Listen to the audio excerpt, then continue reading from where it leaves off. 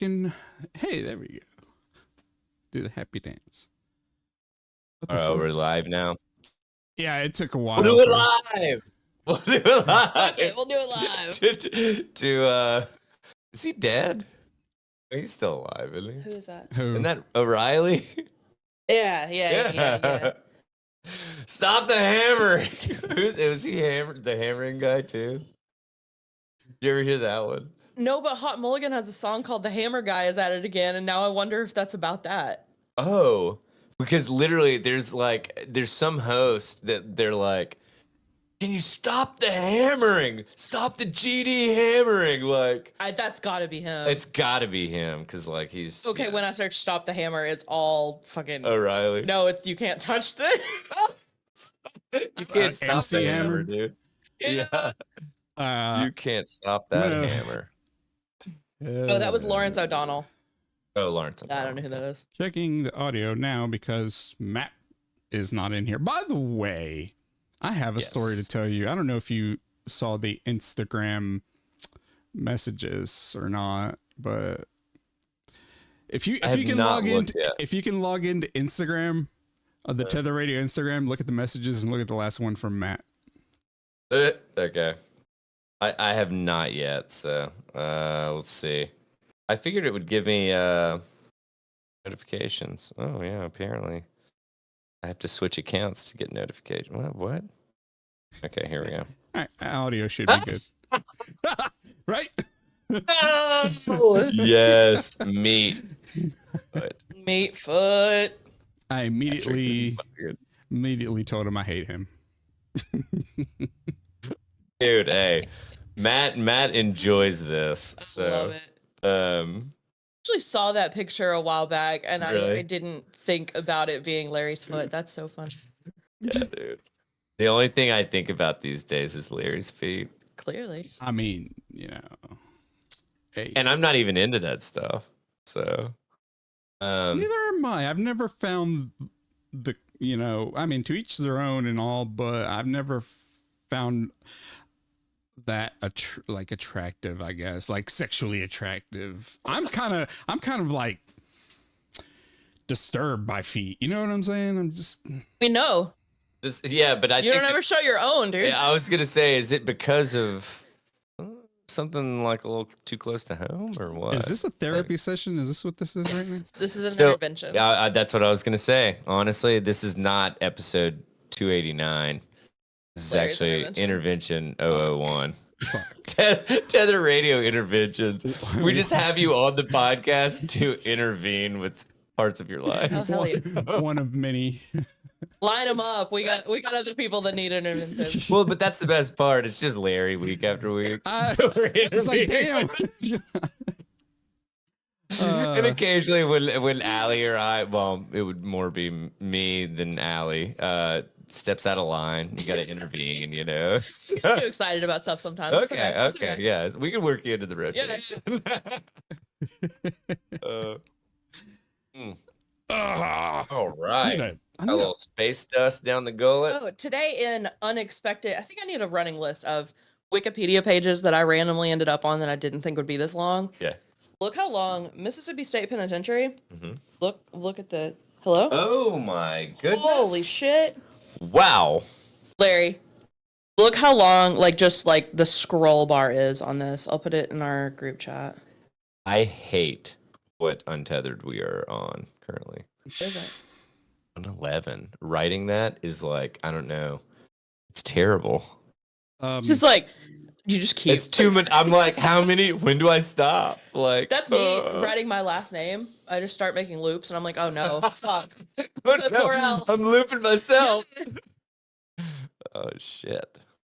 I can't really. Can you do we need to move the table just your way a little? Oh yeah, because my mic's hitting it, and I can't. Okay, yeah. Is that better? Yeah. Good? I think so. Yeah. Okay. Dang, we are maxing that, but like honestly, that is the straightest mic boom I think I've seen in fucking I don't even know how long. So is that better, Larry? Can you tell? Yeah. Okay. Good. Oh, with like mic in front of your mouth kind of thing. Well, he said it was echoing. Yeah, a lot of Allie's voice comes from hitting the wall or from your mic. One of the two. Probably. I mean, honestly, once we make that big bucks, them big bucks, then I'll decide to like install a studio in here, a proper studio. Nah. Sound booth. How about that? The cheaper option would just be to somehow actually, I do have another mic stand that I could keep over there. It's one of those desk ones. I don't know what I'm doing with my hands. Oh, like that sits on the yeah. desk. Okay. Yeah. I don't know. But then I feel like she'd have to like lean down really far and stuff. So you can extend it. Like it goes up and in and out. We can see. We can. No, show me what it does again. Because I'm almost there. Slower. Yep. Slower. Oh yeah. Yeah. Both angles. Oh my God. Yeah. Shit. Holy shit. Like honestly. Anybody have a cigarette? I feel you can hold this like one. I'm pushing it. This is lip balm, but sure. All right. Let's hit record. I forgot all about that. Okay. Yeah, you ready? Oh yeah. Wow. Or tell me when you're ready. How about that? Why have I been doing this? That's so weird. But podcasting with us? No. Honestly, I ask my question my question. I ask myself that question every week. So I'm ready. Why have I been doing this? When you went to the bathroom, I like tried to tell Larry go ahead and push us live on YouTube, and just didn't come out. It didn't make any sense. Mm-mm. Larry was like, "What?" And I was like, "I just please." Nah, dude. The thing. Do it, please. Okay, I'm ready. All right. 3, 2, 1. Record. Bam. Oh yeah. Nice. Listen to Tether Radio podcast. Pew pew pew. La, la, la, la, la, la. Anyway. Says your warm up. Yeah. Unique New York. Unique Oh New York. God. Unique New York. Yeah. Well, we're already live, so I'm gonna go ahead and kick this bad boy off. Yeah. What's up? I don't know. We're all in. Am I? Are we okay? See, okay. It's just been a lot, dude. I guess for people that are watching live, they can see the nonsense before we actually start recording. Mm-hmm. I'm not going to say that we sound professional when the recording comes out, but we sound a little bit more organized, right? It's because prior to Daniel's intro, I don't get any of my nonsense out, but I feel like you two straighten it out.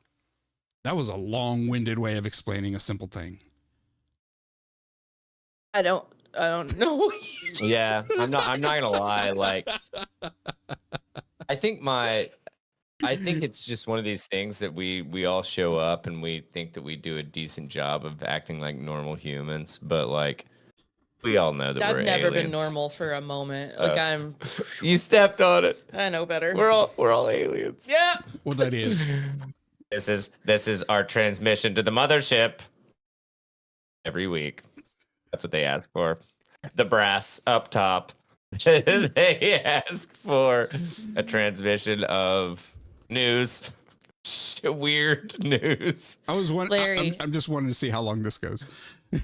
Larry, have you started side stories yet? Not the most recent one, no.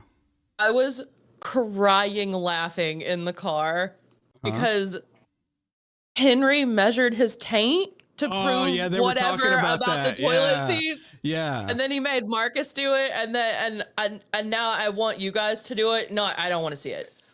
I just want you guys to do it. Honestly, I might need some help. Well, that's Henry had to get Natalie to do it. That's you've got a wife, dog. So not me.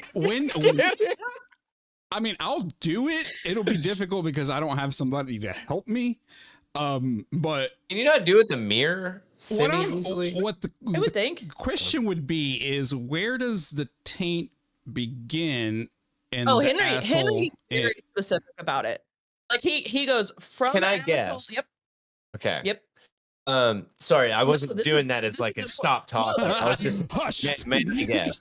You need me to stop before I say it. Yeah. So I would guess that you would pull the ball sack up, and then you would measure from the base of the ball sack back to where your cornhole starts. Yep. Is that right? Yep. Okay. Or at least that's how he was like from right where the sack connects. Yeah. To the b-hole. Yeah. And he was like, actually kind of tuck the tape into the b-hole a little just to be sure. I don't think I want to do that. Yeah. Now, is it being measured? I'm getting a lot of early clips. Is it being measured with a tape measure or like a? Have you ever seen like a measure? Yeah, that's what I would do. Fabric. Yeah. Fabric. Or what the hell is it called? I don't know. It's just like a soft tape fabric measure. tape, isn't it? Get a digital one, the ones that you just run across the surface. Fabric tape measure. Yeah. I don't know what the hell it's called, but I know what seamstresses and tailors use these things. And get the white on chalk. The reg. Get the white chalk to market. Exactly. I'm like, dude, is that gonna fucking come out of this suit? Sewing tape measure or a tailor's tape. Tailor's tape. I don't think anybody knows what really to call it. Yeah. Tailor's tape sounds like Taylor Swift's. It's not a measuring. Yeah, it does. Yeah, it does. No, that's Tay-Tay's tape. So yeah, Daniel, I don't know if you know what the hell we're talking about with side stories and how. Well, obviously we talked about the toilet seat, but Henry's whole argument in this was that your taint remains the same size your whole life. I don't. Was he saying that, or was he saying that like all adults have about the same size taint?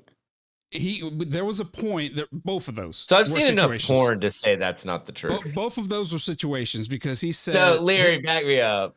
You've seen enough porn to say that that's not the truth. No, also. All taints are different. All taints matter. I wonder if the ratio. All taints are beautiful. I wonder if there's no taints are beautiful. I don't. Dude, what if there's a ratio between taint size and like, you know how they say like whatever, like your foot size and stuff. I wonder if there's some kind of like golden ratio between taint like and the something length else. of your pinky is the length of your taint. Or it's like, my taint is 1.5 inches and my pinky is 2 inches, at this point. And like we're gonna run everybody off that's even watching us.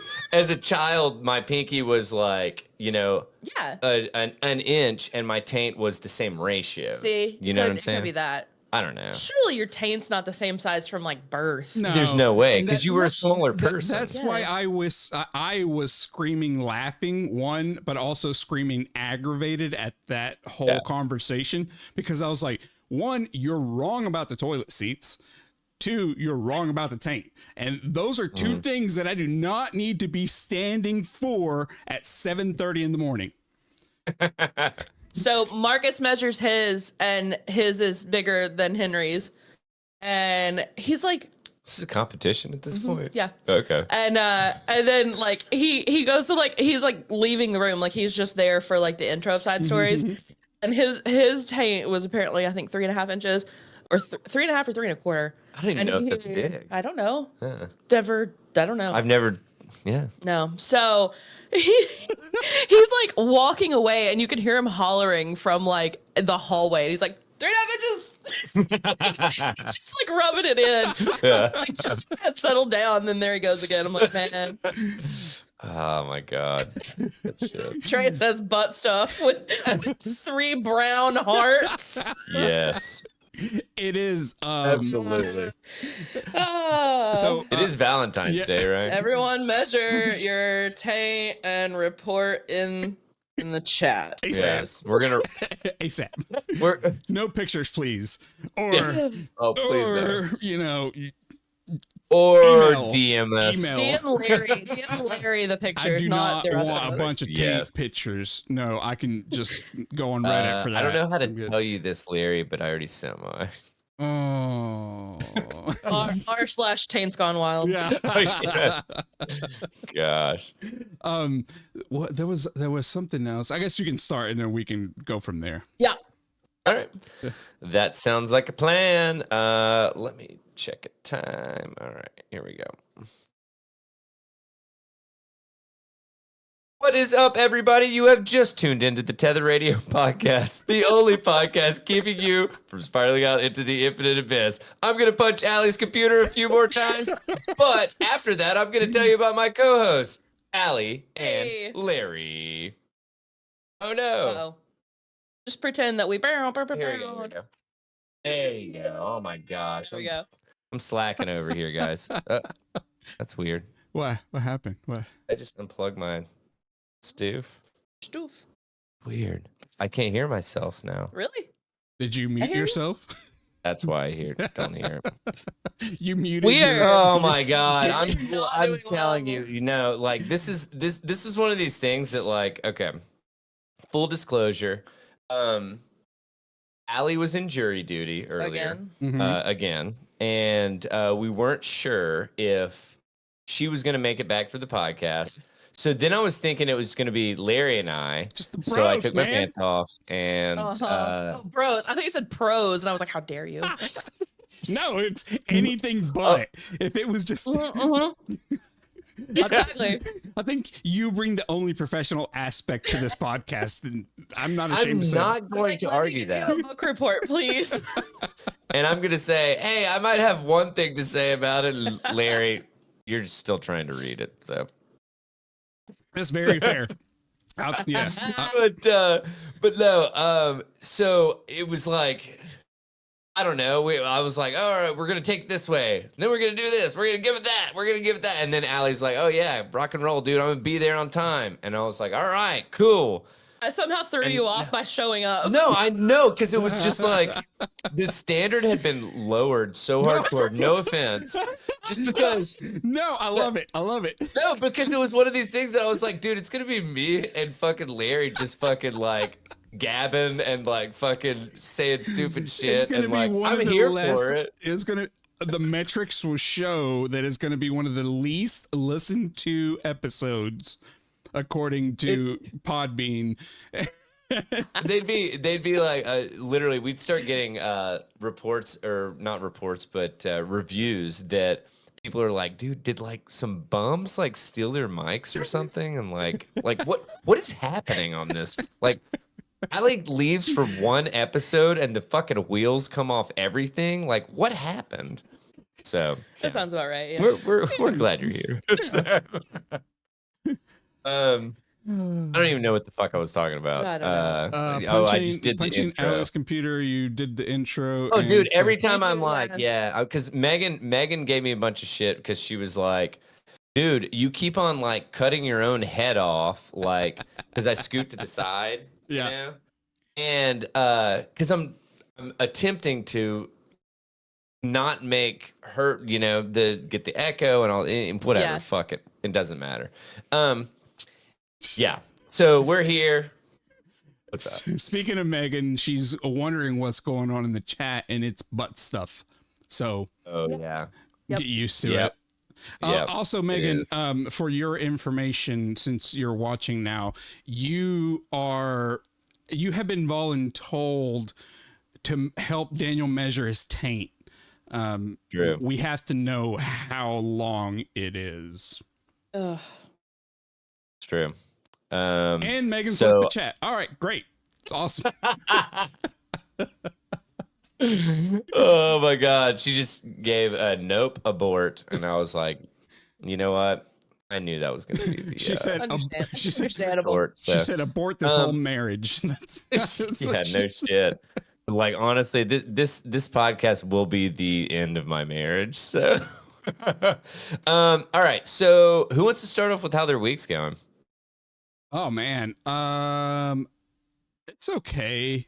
I've been trying to focus more on like personal stuff rather than talk about work because one, I don't want to get in trouble for work in case this pops up on anyone's feed on TikTok, as I've learned from people that I have not talked to in a long time. So no more talking about work. Other than that, I've just like been diving deep into random, you need to choose these words wisely. Careful. Random nonsense. Like I have been deep into corners of Reddit that I didn't know existed. Found some interesting things. Will report off air. Well, Other than that, focusing more on, I guess this is boring, but color grading video. No, it's not boring. It's going to make the podcast better. Yeah, like so, right? Yeah, for example, right now I'm like obsessed over the fact that my video is very there we go. The white balance was thrown off because of the white wall behind me. So it was basically making you Caucasian. Hey, it's making everything around me Caucasian. Well, over here it looks like we're recording under a naked light bulb that I may or may not sell Allie some fentanyl laced heroin. Like honestly. Allie's the type of person that would the only way she would overdose on fentanyl is if it was like in a Go-Gurt. Or well, I was gonna say a coffee. I was gonna say an IPA. Yeah. Oh, it's like, this is a whatever, some kind of like more natural like sweetener or something like that. And Allie's like, dude, get it loaded up, dude. And then like, oh man, she takes one little sip on that. I don't even know what drink do you drink? Iced coffee. Iced coffee with soy and 2 Splendas. Soy and 2 Splendas. So Splenda, right? Yep.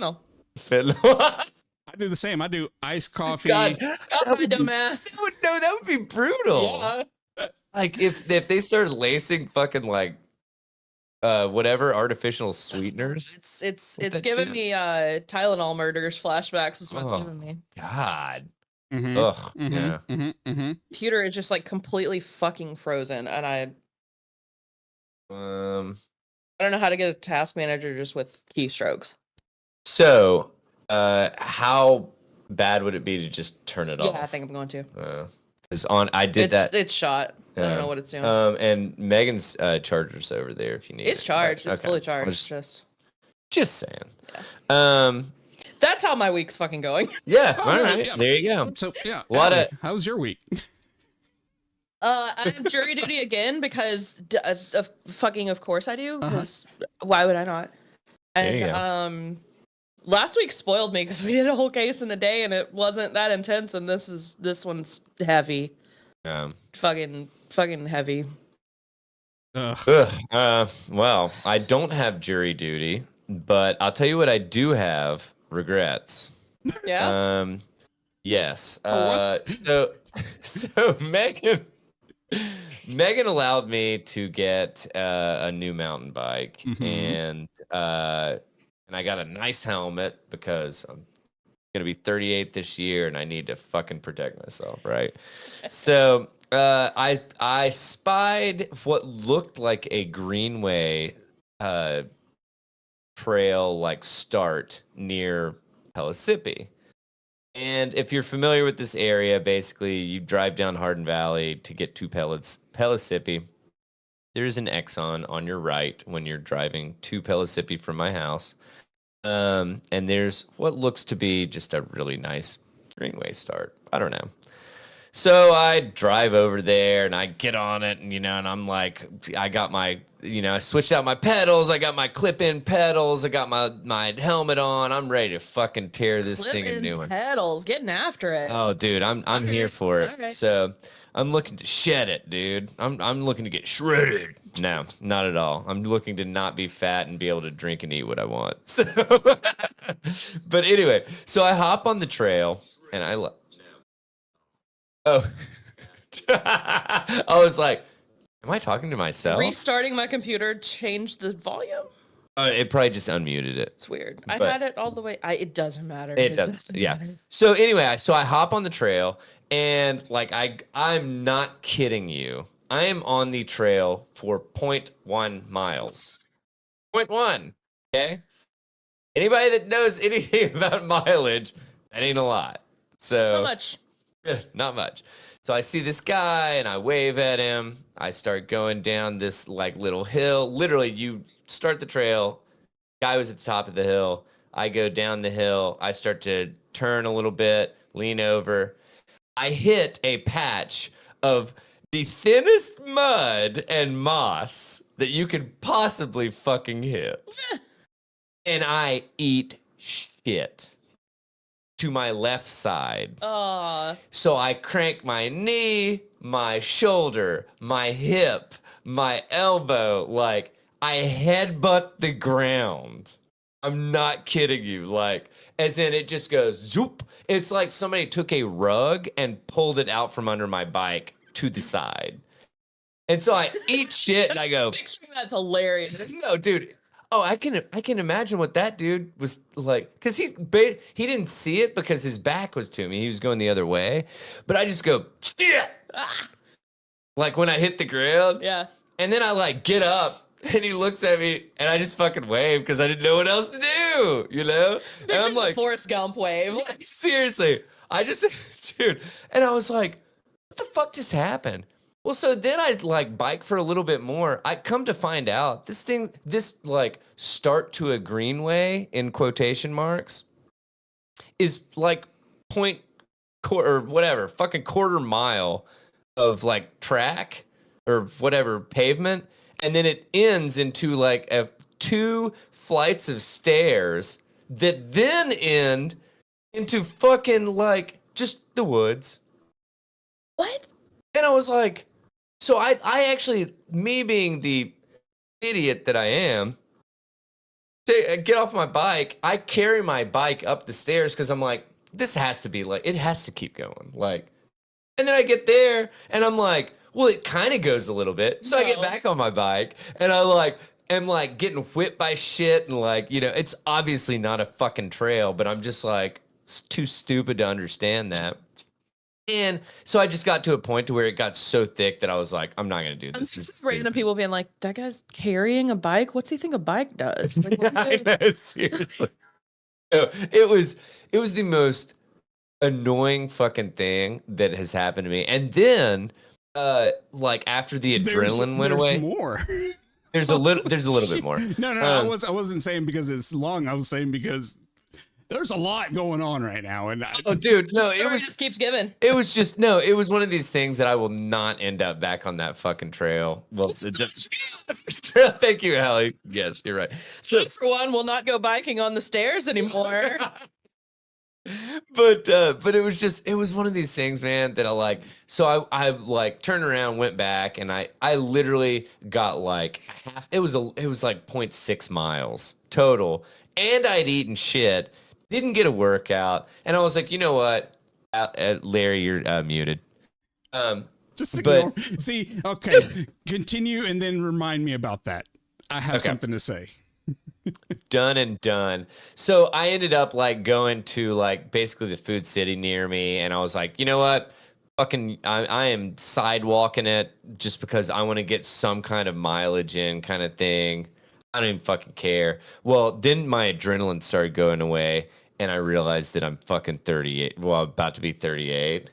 My neck is sore today. My hip, my knee, my fucking elbow. Dude, I told Megan, it feels like I got into a fucking bar fight yesterday with 3 or 4 other people. You might as well have. I mean, I think you would have ended up less injured if you did that. I completely agree. Yeah. But yeah, so that's my fucking week. And I did that. We are recording on Wednesday. I did that on Monday. Yesterday, Tuesday, I could barely take stairs because my knee hurt so bad. Did you try carrying your bike on it? I hear that's the damn. Did you stretch before you did so? What else? What else are some? I did not stretch, but I also wasn't planning on going fucking ham. Dude, you have to prepare. You have to prepare for every situation whenever you get to a certain age. Being 30, 30 is the demarcation, right? It's you hit 30, you get out of bed, stretch, but not too quickly and not too aggressively. Lean into a stretch. You know what I'm saying? And then, start your day off that way because you don't know. You might end up tripping over your own equilibrium. I don't know, whatever makes sense. That's not. Nope. Nope. I know that doesn't work, but somehow it'll probably happen. You'll just fall, hit something, and then you'll be injured for 3 weeks. I mean, I'm not gonna lie. So the last time that I injured my knee, it was the other knee because I'm fucking old apparently, and it was pulling a child on a sled down a driveway. So, or trying to slingshot it. Truth be told. Oh no, I know. And it took 2 weeks for me to even like be able to like start walking normally, kind of thing. So yeah, dude, I don't know. I just don't know if like working out's for me. I mean, whatever excuse works, right? I'm kidding. No, I'm gonna be back on that fucking bike tomorrow. I'm too stupid That's to right, stop. Daniel. Get back on that bike. You know, I believe in you. But yeah. That's all I got. Larry, you wanted me to remind you, or us to remind you about muting yourself and not muting yourself. See, I completely forgot about that. Exactly. So and I'm speaking specifically to Megan, and I hate that this is the time that I'm doing it, because she's putting Finn to bed, by the way. Yeah, she might not be listening. At one point she'll hear it. Okay. Yeah, you're right. While I appreciate the constructive criticism of switching scenes when we're live or on video, there are certain times when I have to do it. How so? Like, you saw me adjusting shit in the background a little bit ago. Oh, okay. Oh, yeah. Okay. If I'm doing anything other than like looking straight there and just sitting here, more than likely people that are watching cannot see me. They're just looking at you. Right. So, but I'm confused. Oh, this is the point. Okay. A lot of the times as well, it's because I've saved myself from you guys noticing that I'm muted and me speaking. Oh, okay. Got you. So you switched to us when you were speaking, but like, got it. So like, I usually switch to you guys whenever you two are speaking or covering something. And then if I have something to say, I'll switch back to me and I check that it's unmuted. But anyway. No, honestly, that makes sense, and that's a nice trick to have in your back pocket. Yeah. I thought the whole point was to leave us all on the screen the whole time. Yes, that was what Megan said would be best, but I used to not do that. He's just saying. Well, I think you already got what he was saying, right? No. Okay, so he's saying that like he's talked, and we just haven't even fucking noticed that he's been talking because he's been muted. Yeah. And so he switches to us during that. Like when he goes back, he switches to us during that so that people don't see him talking and seeing that he's been muted, kind of thing. I stream it live because like it keeps doing it on live too. Oh, that's a good point. Yeah, like you're doing it. You were doing it for the other video. I've done it the entire time, like live and recording. So how do you do that if you don't know that you're not muted? So whenever there's a conversation that it's a lot of back and forth between you and Allie, I just go ahead and switch to you and Allie like I did just now. Gotcha. And then if I have something to say, I'll just switch it to all of us. And yeah, that's how it works. So just fuck off Megan's opinion. No, I'm not saying fuck off Megan's opinion, because I am putting us all in, and people that listen on Monday are going to hate us for this, specifically me. I hate this already. Like we've been too far in this. All right, let's move. Let's cruise. Also, 30 is not of a certain age when you have to like act like you're elderly, dog. Like I should have spoke up sooner, but no. Yes. No, I mean like. It's not that. It's just you have to remember that you're getting older. You just have to keep it in mind. You don't have to act a certain age. I mean, fuck, dude. I still act like I'm fucking 10. Yeah, so. Like you don't have to act like you have to like warm up for as long as you're gonna like go on what would be a basic bike ride if it wasn't for the stairs or whatever. Hey, you know what? I've noticed that we keep coming back to the stairs. I'm not gonna let it go that you try to ride bikes on stairs. I didn't. You did? No, I thought that the trail started on the other side of this. It was like the trail ended, and then there were stairs because they're not going to make a trail like this. They're going to make stairs. And by the way, when I say this, I have my hand almost vertically. Right. So I was like, oh, well, maybe it's like one of these things that it was like it's a walking greenway. So it's like, oh, people on foot can take stairs. People on bikes can't take stairs. Am I going to try to ride down the stairs? Abso-fucking-lutely not. Especially if I can't even ride on a fucking like simple walking path with a little mud. You know.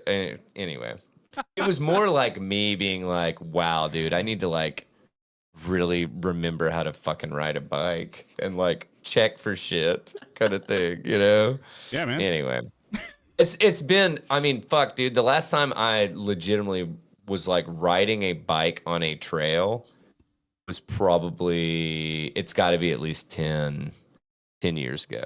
So, or longer, probably 15 years. But anyway, all right.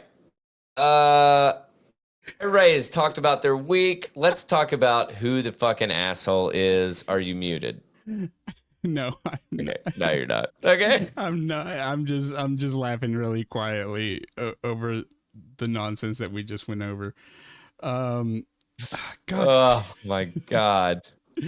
All right, perfect. So, who is the asshole this week?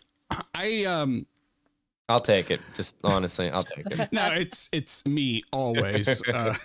That's just anyway. I read a little bit of this one, but I didn't want to read too much into it because I wanted to preserve that surprise myself. Anyway,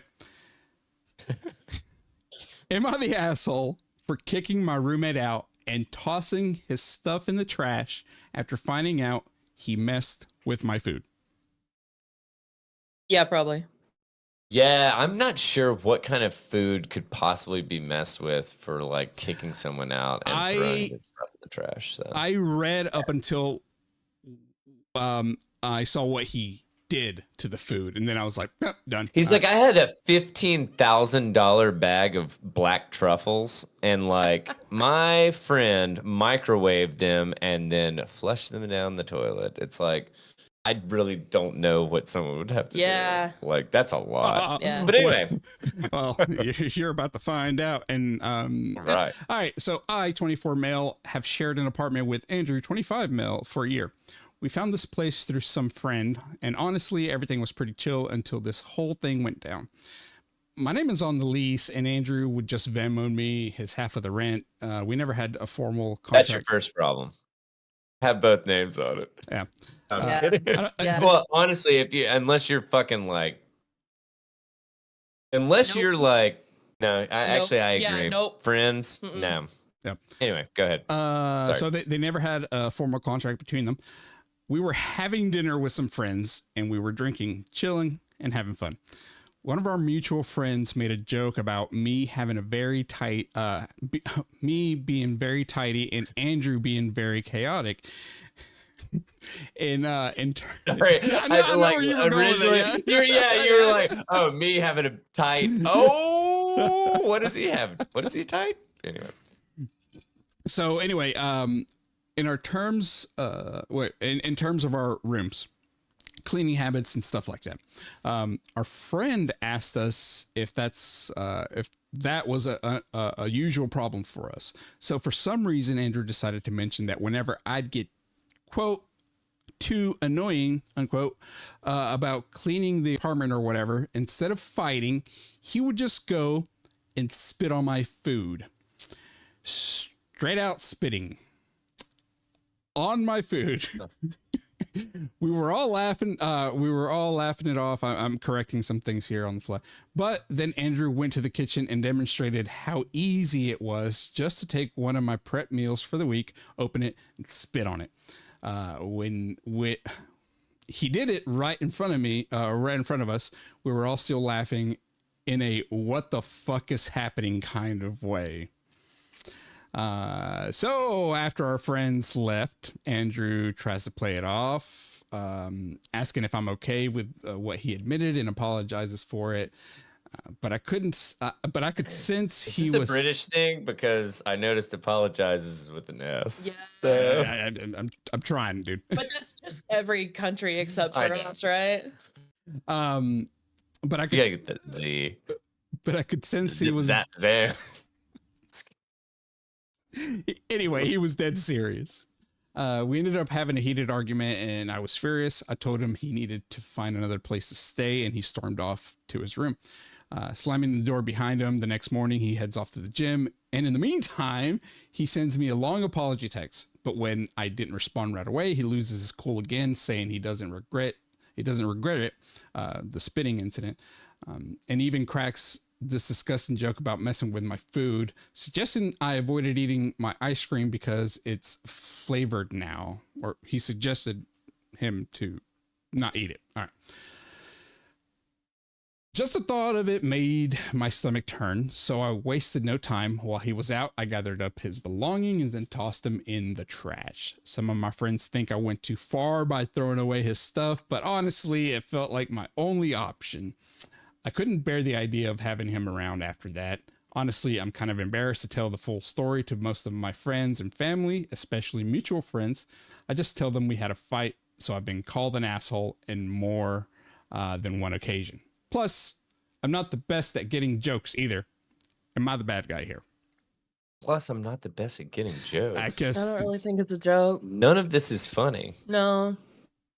This is disgusting. I think this dude is I'm sorry. A person that is a friend does not spit in your fucking food. No. What frame of mind do you think? What? Oh, he's being annoying. I'm going to spit in his food. That's a fucking psychotic move. It's psychotic, man. No, I actually don't agree with any, or I'm sorry, I don't disagree with any. So, okay, depending on what he's saying, like, oh, I threw away. Did he throw away literally all of his belongings in the apartment kind of thing? If that's the case, I think that is too far. That's kind of what it sounds like, and I think that's too far too. Like, yeah. Sure, kick him out, but like let him take his stuff. Yeah, I would go as far as to get boxes, put his shit in it, make it fucking really easy for him to leave, and say, here's all your shit. I gathered it up. Get the fuck out of my apartment. Show me how you have any like recourse on this, because your name is not on this fucking lease. Get fucked. Yeah, I would have handled it one of two different ways. A younger me probably would have just decked him as soon as I found out he was telling the truth. Now I'd be like, don't want to pay bail, don't want to have a charge, take things into consideration. Sure. I wouldn't go to the extent that you did and like pack his shit for him. I'd just be like, the only reason is because he threw it away. No. Daniel said that he's talking about what I was saying. Okay. And the only reason that I'm saying that is because I like the path of least resistance once I choose a direction. And so it's like, I don't want to wait. I don't want to see this motherfucker for another second. Yeah. So I'm going to say, hey, guess what? All your shit is right here at these boxes that I like, hell, I might have shit in it. I don't know, while I was packing it. Oh, hey, it was really funny when you were spitting in my food. Yeah. But, I accidentally had to fucking micturate all over your fucking, like, comic book collection, you fucking dweeb. Micturate. I love that word. But no, my point is it's like, dude, no, this is not funny at all. Mm-hmm. It wasn't a joke ever. And I think this Andrew dude's a complete piece of shit. Yeah. So. In my opinion, this person's not the asshole. I think with nuance, because I think that you should not throw other people. Like, I mean, so this is what I'm imagining. And I'm the only reason I feel like I have to explain this. I'm assuming that this cat, Andrew, left. He's got stuff at the apartment, like whatever, like a laptop or whatever, and it's like all this shit got thrown away that it's like, I'm assuming at least $1,000 worth of shit. Because I would assume that most people own at least $1,000 worth of shit. Even if you're just talking your about clothes laptop is likely that much. Well, no, exactly. Yeah. I'm just saying, like, yeah, like bare bottom kind of thing. Yeah. You're like, it's like, let's say that you got fucking whatever the cheapy whatever. Well, you gotta, I don't even know what, but I'm glad that all went through because he did offer a little bit of an explanation. He said that he feels like an asshole because he collected all his stuff and put it in a plastic bag and threw it in the trash. So if that is throwing it in the trash. I know. Like what I'm saying is in my mind, I'm like, okay, did he just like put it in the garbage can? How much stuff was it? Did he put it all in bags? You know, whatever. He physically put it, but how can all your belongings be in one bag? Did he spit in the bag? Because I would have done that. Because he said, did he say just one bag? I collected all his stuff in a plastic bag and threw it all in the trash. Is Andrew a homeless man that he just like brought in? Like what? Who can fit all of their belongings in a plastic bag? That is what I'm saying. I mean, maybe he just misspoke and he meant in plastic bags. That makes the most sense. Yeah. To but be honest. I'm imagining this guy like just. That's where I'm having trouble. I guess coming to a conclusion on this is like, did he just take all like a particular spot and just pick that shit off and then put it in a trash can, or did he physically put it in a bag and throw it in a dumpster? You know what I'm saying? That different level. How about this? People have been put in jail for licking ice cream at superstores. Yeah, I'm pretty sure you could argue that the spitting in the guy's food is some kind of assault, right? Like, I would think so. Yeah, and I mean, like, I can't imagine. For the guy just to admit it and do it in front of other people to show you how easy it is, bro. What? Are you okay? Like, clearly you're not. But this is where I'm like, sorry. No, sorry, I was just like fading off with that sentence anyway. I just don't understand. Like, I've never in a zillion fucking, even someone I didn't like, I really like spitting in someone's food. Yeah. Like, that is just so next level for me. Yeah. Like, dude, that, in my opinion, that's like fucking with somebody's car kind of thing. That it's like, that is the most spineless bullshit fucking thing that you can do. If you have an issue, take it up. And if you're not fucking like whatever enough to like address it directly, go fucking show yourself out. Yeah. Because you're a fucking weenie. So like, you know what I'm saying? Yeah. It's like, I mean, it's just, that is so spineless, man. It's just, it's embarrassing. I'm not making excuses by saying this, but you also have to take into consideration these are 24, 25-year-old guys. No. That's grown, dog. Fucking adults, dude. Yeah. Fucking adults. That's why no, these I are preface that with I'm not making excuses. Oh, no, I know. That is what a frat bro would probably do. I would not. I know. Frat bros are not 25. Allie, Like, quit God, picking I apart hope not. every single thing that I'm trying to say. The idea of a They're frat grown, bro, dude. I know 25 this, is grown. but that Is idea of like a guy trying to get revenge on another guy in an immature manner, that is the age to fucking do that if they haven't matured enough mentally. That is just how they're going to be. And that's not an excuse. That's bad. I have to disagree. Yeah. I was 24 and 25 at one point. Yeah. And I never would have done this, dude. I know, but that is you being a mature 24, 25-year-old. No, I was dude, I was super immature. But you just don't wasn't do a dick shit spitting like in that. someone's food. Yeah. I mean, it's like, no. dude, I would like, oh, am I gonna fucking like pull my balls between my legs and like moon somebody kind of thing? Yes, I'll do that at 24, 25. Am I going to spit in something that someone else is going to eat? Let me ask you No, this. I'm not going to do that. Have you ever worked in a restaurant where you've seen somebody spit in someone else's food? No, and I've worked in. Actually, I've only worked in one restaurant. So, but no, I've never seen anybody do that. then our experiences around people may be different because I know someone that did. Dude, well, but that's fine, and that's fine. It's they're also an asshole. Yeah, they are. Yeah, I'm not disagreeing with that. It's inexcusable. Like that is very inexcusable. Just, man, that's just like you should never do that. Sucks. I agree. You should never do that. I'm just saying. But we're getting off. Yeah. We're cruising in the wrong direction. I think. Andrew's a fucking asshole. This dude, depending on this guy's not great. Yeah, depending on like what this dude actually did with the other dude's stuff. But I-24, whatever you fucking do with this stuff. Yeah, I just like, oh man. Terrible situation. I hope he is better at picking out. God, and he called this dude a friend? Like, what? That's insane too. He needs better friends. Yeah. Holy fuck. Anyway. Oh my God. Yeah, that's so gross. I can't even, like, I would vomit if I knew that somebody spit in my food and I ate it. Ugh. I'd be really mad. Yeah. Even finding a hair in my food just kind of makes me gag. Finding my hair in my food. Yeah, I'm like, man, this is kind of off-putting. You know? Jesus. Speaking of off-putting, let's talk about growing. Let's talk about growing human transplant organs in pigs. Ooh, this was in a book I read recently. Fiction, but weird.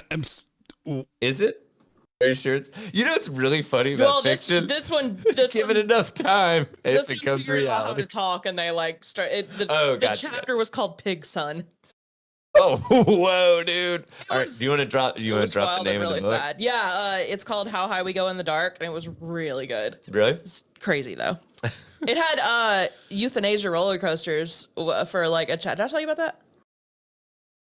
God, that sounds familiar, but it's been a thing that I've been fascinated with for a long time because like that's how I would want to go out. Yeah, and so in this, there was like each chapter is almost like a standalone story, but they all sort of overlap. It's set in like the near future. There's been some kind of plague that broke out, and it like affects a lot of like especially kids. And so when they know the kid is like basically not gonna make it, they take them to this place and put them on a euthanasia roller coaster.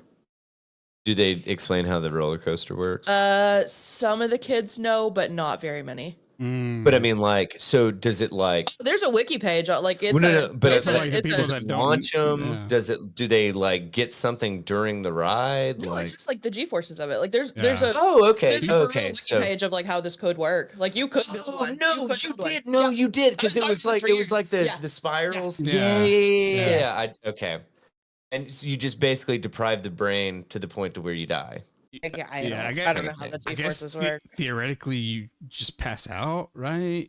I mean, and then your brain, once it's not had blood for a certain amount of time, starts dying. Because it's like larger loop and then smaller. And it's basically what a stroke. It's like an extended stroke.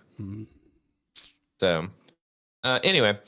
In other news, Japan startup creates pigs with organs suitable for human transplants.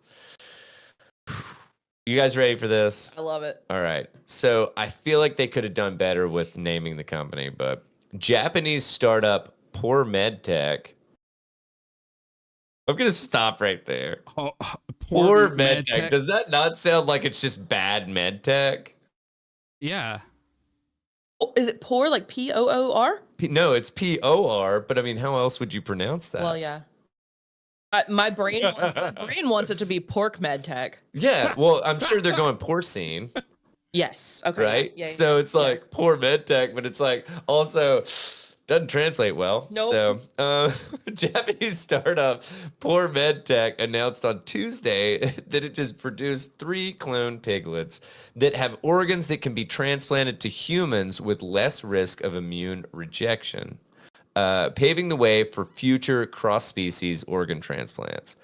So I think that's cool. But at the same time, it's also weird.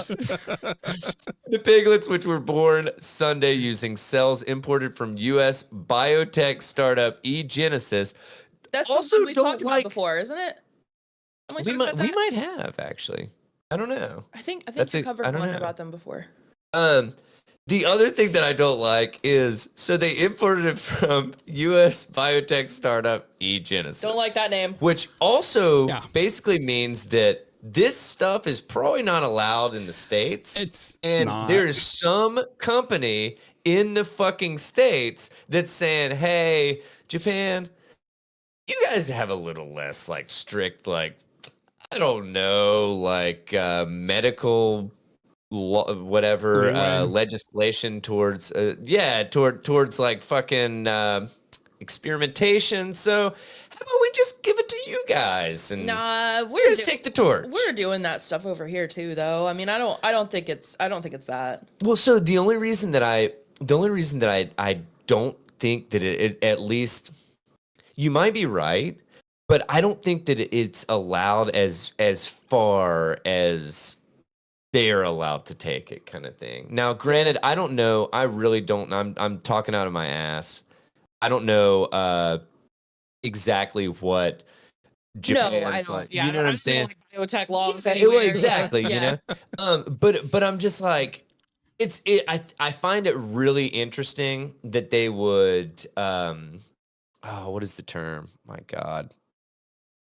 Basically offshore it. You know what's the not export. Anyway, but they choose another company. Why would you not want to have like all of the like medical research and all that stuff so that you can keep it like, they may not have the capacity to do what this company could do, and this company just needed the cells from this biotech. I don't know. Maybe that's the case. I have a way darker outlook on all of this. I think you might be overcomplicating how you're thinking of it. Maybe. I'm not putting it past anybody either, though. Sure, no. But anyway, so eGenesis sends this stuff over to Poor MedTech. And let's see.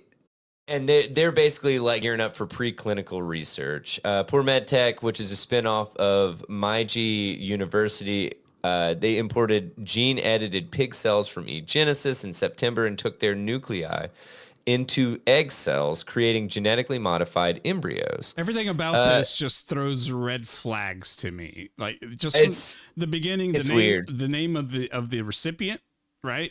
Poor, whatever. Poor MedTech. Yeah, Poor MedTech. Number two, the fact that the other company is exporting it and it's a startup. And also the name kind of bothers me as well. The name of the startup. And then lastly, the fact that Poor MedTech is a branch or spinoff from another, like, it just has a lot of layers that I don't like, you know? Well, whoa, hang on. So you were looking for transparency. Larry, get the fuck out of here. That was so like 2019, man. Anywho, they were then implanted into the uterus. Actually, and I say 2019 jokingly because fuck, this stuff's been going on for decades. So anyway, they were then implanted into the uterus of a mother pig to produce clone piglets. Quote, the realization of xenotransplantation has been long awaited in Japan for several years, but it remained in the basic research stage because pigs that could withstand clinical application were still under development, the firm said in a statement. Okay. However, eGenesis has advanced research in this field by producing pigs that have a smaller chance of immune rejection by human recipients by manipulating 10 related pig genes, it added. Like, there are...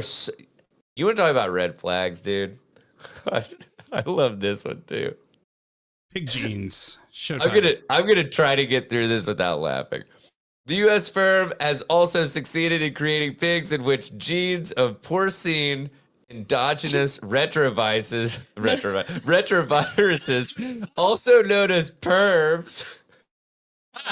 Come on, right. Come on. I mean, like, and maybe this is just the Japan Times. Like, I don't know. I don't know who lost the in translation. Japan Times is. So, I don't know.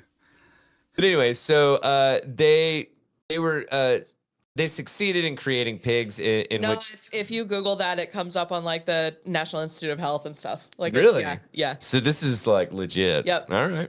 Okay. So anyway, so we're talking about pervs now. Porcine endogenous retroviruses, and they're inactivated. So this is the other thing that I have an issue with. When you inactivate genes, guess what mutations are? That's when like shit randomly activates. Are we just like making cancers? Dude, that's my point. Is it's like, dude, it's like we're just like the fucking Pandora's box has for some reason been opened in the medical community, and like everybody's just like, I don't know, let's see if it can happen. Yeah. Without wondering, oh my God, holy shit, we've got like pigs that are, we've got humans that are turning into pigs and pigs that are turning into humans. And Man, bear, pig. Man, bear, pig. Man, bear, pig is probably closer to reality than you think.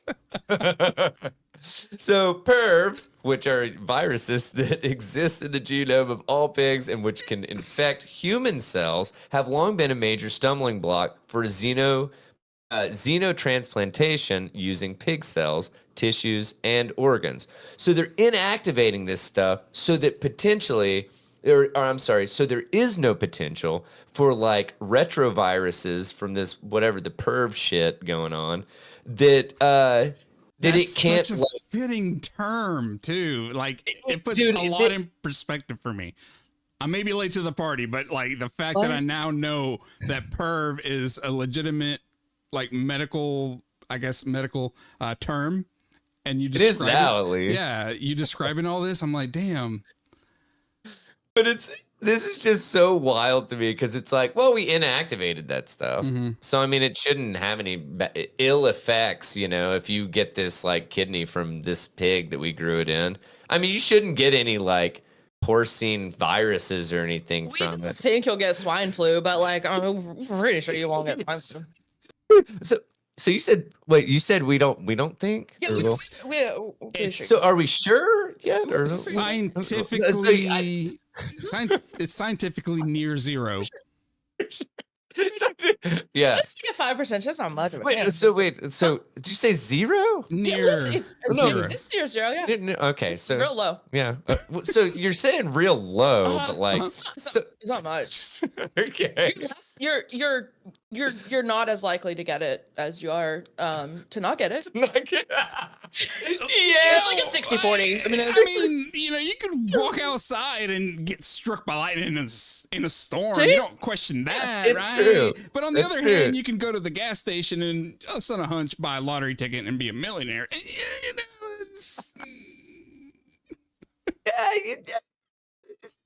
just a lot of that. A lot of high-pitched noises are happening. Not from the pigs. No, just from the researchers. Last year, a term of researchers in the U.S., including those from eGenesis, announced that a monkey with a kidney transplanted from a genetically engineered pig survived for more than 2 years, making it one of the longest survival periods for a cross-species organ transplant. I think all of this is really cool. Yep, but it's terrifying at the same time. Yeah. Like, let's see here. They're basically just saying, hey, guess what?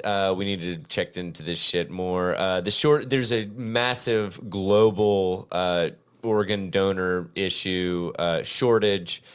And yeah, I mean, like it. I like that they're thinking about this stuff in this way, but like, man, I feel like there's just shit that's happening so fast that it's like, I know that we've got a massive organ transplant like shortage, but like, holy shit, do we want to like have people, end up getting these organs that end up with like some kind of weird, like swine, what illness kind of thing. Yeah. Like, I mean, like this is like so weird. Ellie, you want to take this one on Matt's comment? I think you'd do better justice on it than I would. To be honest with you, I'm just being completely honest. Oh, Matt's chiming in. I love it. You saying porcine? Okay. So the porcine comment reminded Matt Redden of the other week when I was talking to one of us was talking about ferroequinology, and ferro means iron, so iron horse. Ooh. Now I can't remember what ferroequinology meant though. No, I don't remember either, but I vaguely remember the term. Train bro. Train bro as train. Yeah. We're back to those guys. So iron horse, like dudes that are trains. Yeah. Okay. Hey. Good looking out, Matt. That's interesting as hell. Nice. Yeah. Interesting. Okay. See, I should have looked into the etymology of that because that's cool. See, as hell.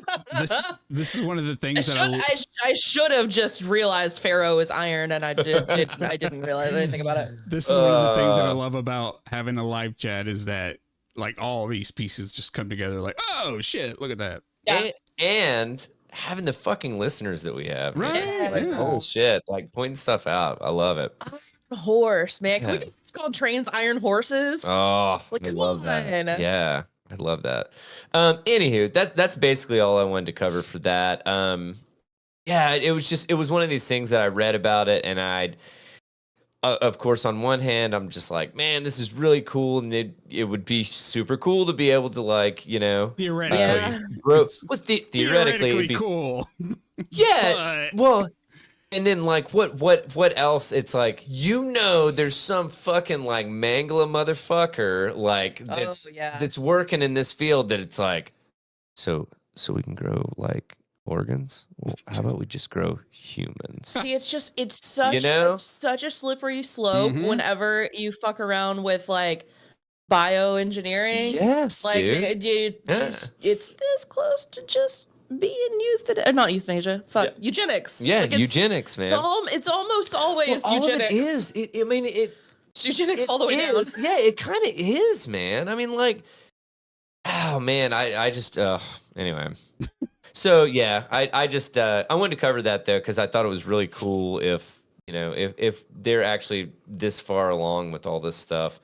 That's pretty fucking wild, and especially considering literally the biggest issue with organ transplants is rejections, like the body rejecting it. Yeah. And they're saying that they can reduce that by like, I can't remember what, like 10 times or something like that, or I don't know. I thought the number was 10. I could be wrong. There's always got to be that. I don't know, man.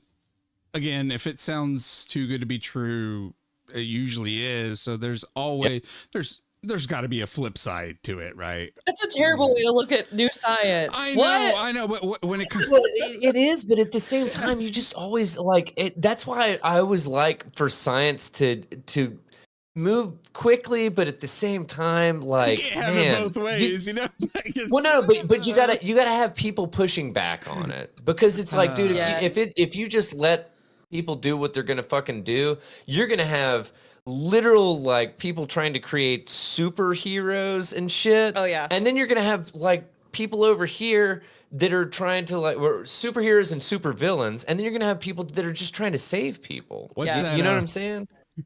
A real off topic, but what's that vitamin from the boys? The temporary. Oh, I know. It was something V, wasn't it? Yeah, V.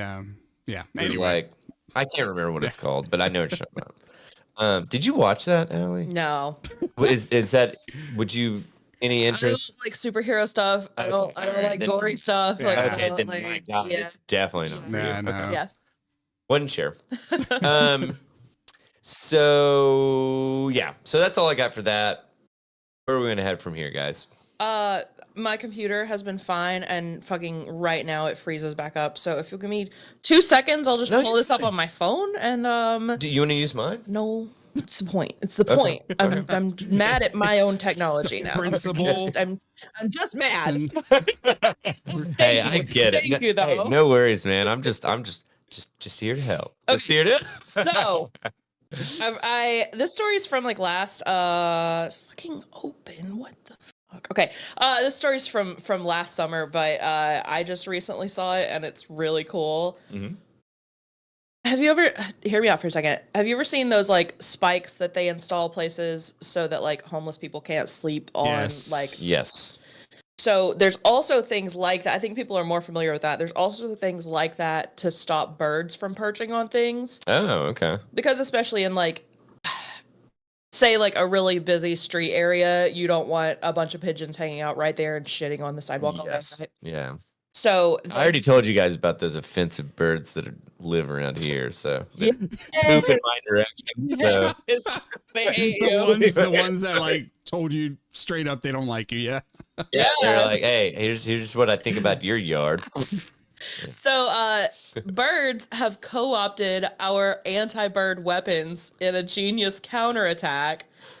First off, that fucking picture of that, I'm not sure. They don't ever use their pronouns and their name is really weird, and they have a beard, but they look odd. So I don't want to misgender that person, but they sure are something. That's a bird nest. Yeah. Like on their head, that is a bird nest. That hair is wild. I love that hair. I do too. You could hide stuff in that. Oh, absolutely. Did somebody need a pencil? I've got another one. It's right here. It's like Sideshow Bob would be jealous. Like, yeah.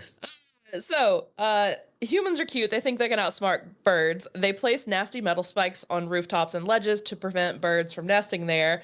It's a classic human trick known in urban design as evil architecture. Fucking show title, evil architecture. I'm writing it down. Okay. Love it. Designing a place in a way that's meant to deter others. I think that's really fitting for the homeless thing. Yeah. Think of the city benches you see segmented by bars to stop homeless people from sleeping there. But birds are genius rebels. Not only are they undeterred by evil architecture, they use it to their advantage. So there's this Dutch study, crows and magpies, which are fucking genius birds. Yes. They're learning to rip those strips off of anti-bird spikes off of buildings and use them to build their nests. That is so cool. I love it. And honestly, this will be in the newsletter too. And it's on vox.com. If you just search like anti-bird, I'm sure it'll come right up. Yeah. But the pictures are definitely worth it. Birds aren't real anyway. Yeah, a lot of things will come up. Yeah. So it's talking about how we keep learning more about how intelligent birds are and stuff, despite using the phrase bird brain as an insult. Well, but that's the funny thing is like pigeons. Yeah, pigeons are not. I mean, pigeons are yes. Pigeons don't count. Pigeons don't. They're just flying rats. Dumb as hell. Wait, rats are actually kind of smart, aren't they? I mean, we test things on them, so. But I think that's more like there's like bomb rats. I mean, there's remember that rat that retired? Love that guy. Yeah. All right, I think my computer's fixed again. Okay. So these nests are really cool, man. No, these are super cool. Yeah. I love nature. I do too. Birds are so cool. Also, Miette wanted me to tell everybody, we have a new kind of bird landing on the porch, and she hates it, but it's also very exciting. It's a tufted titmouse. They're like, they're so little. Yeah. And Miette's got a lot of feelings about him. Damn. Yeah. All right. Just watching it constantly. Oh my gosh. She like runs over there. She's like, what the fuck is this guy doing on my porch? Oh, I love it, dude. So there's a crow's nest from the Netherlands built with anti-bird spikes. Like clearly the whole nest is the spikes. That's I mean, so my question is what it is. Literal and figurative. So my question is, like, how does that actually function as a bird nest if it was fucking like, that looks uncomfortable as shit. Well, that one specifically, they've got all the spikes aimed like almost quilted together. So that they form. Are we looking at the same one? Okay. Yeah. So it almost forms like a net to hold the nest together. That makes sense. Are you talking about the same one that I'm showing on the stream right now? I don't know if you have it pulled up or not. Yes, the octagon looking. I don't know how many sides it has. But like, yeah. Okay. Pretty much, yeah. Yeah. See? Yeah, I think it's volume when that's weird. So then magpies are also using anti-bird spikes for their nests. In 2021, a hospital patient in Belgium looked out the window and saw this huge magpie's nest in a tree in the courtyard. and this weird ass biologist. The biologist with the hair is named Alk Florian Heimstra. He does look like that would be his name. Right? Yeah, I say we just call him. He's got a beard, dude. I'm not. He's not tricking anybody. Look at that fro, bro.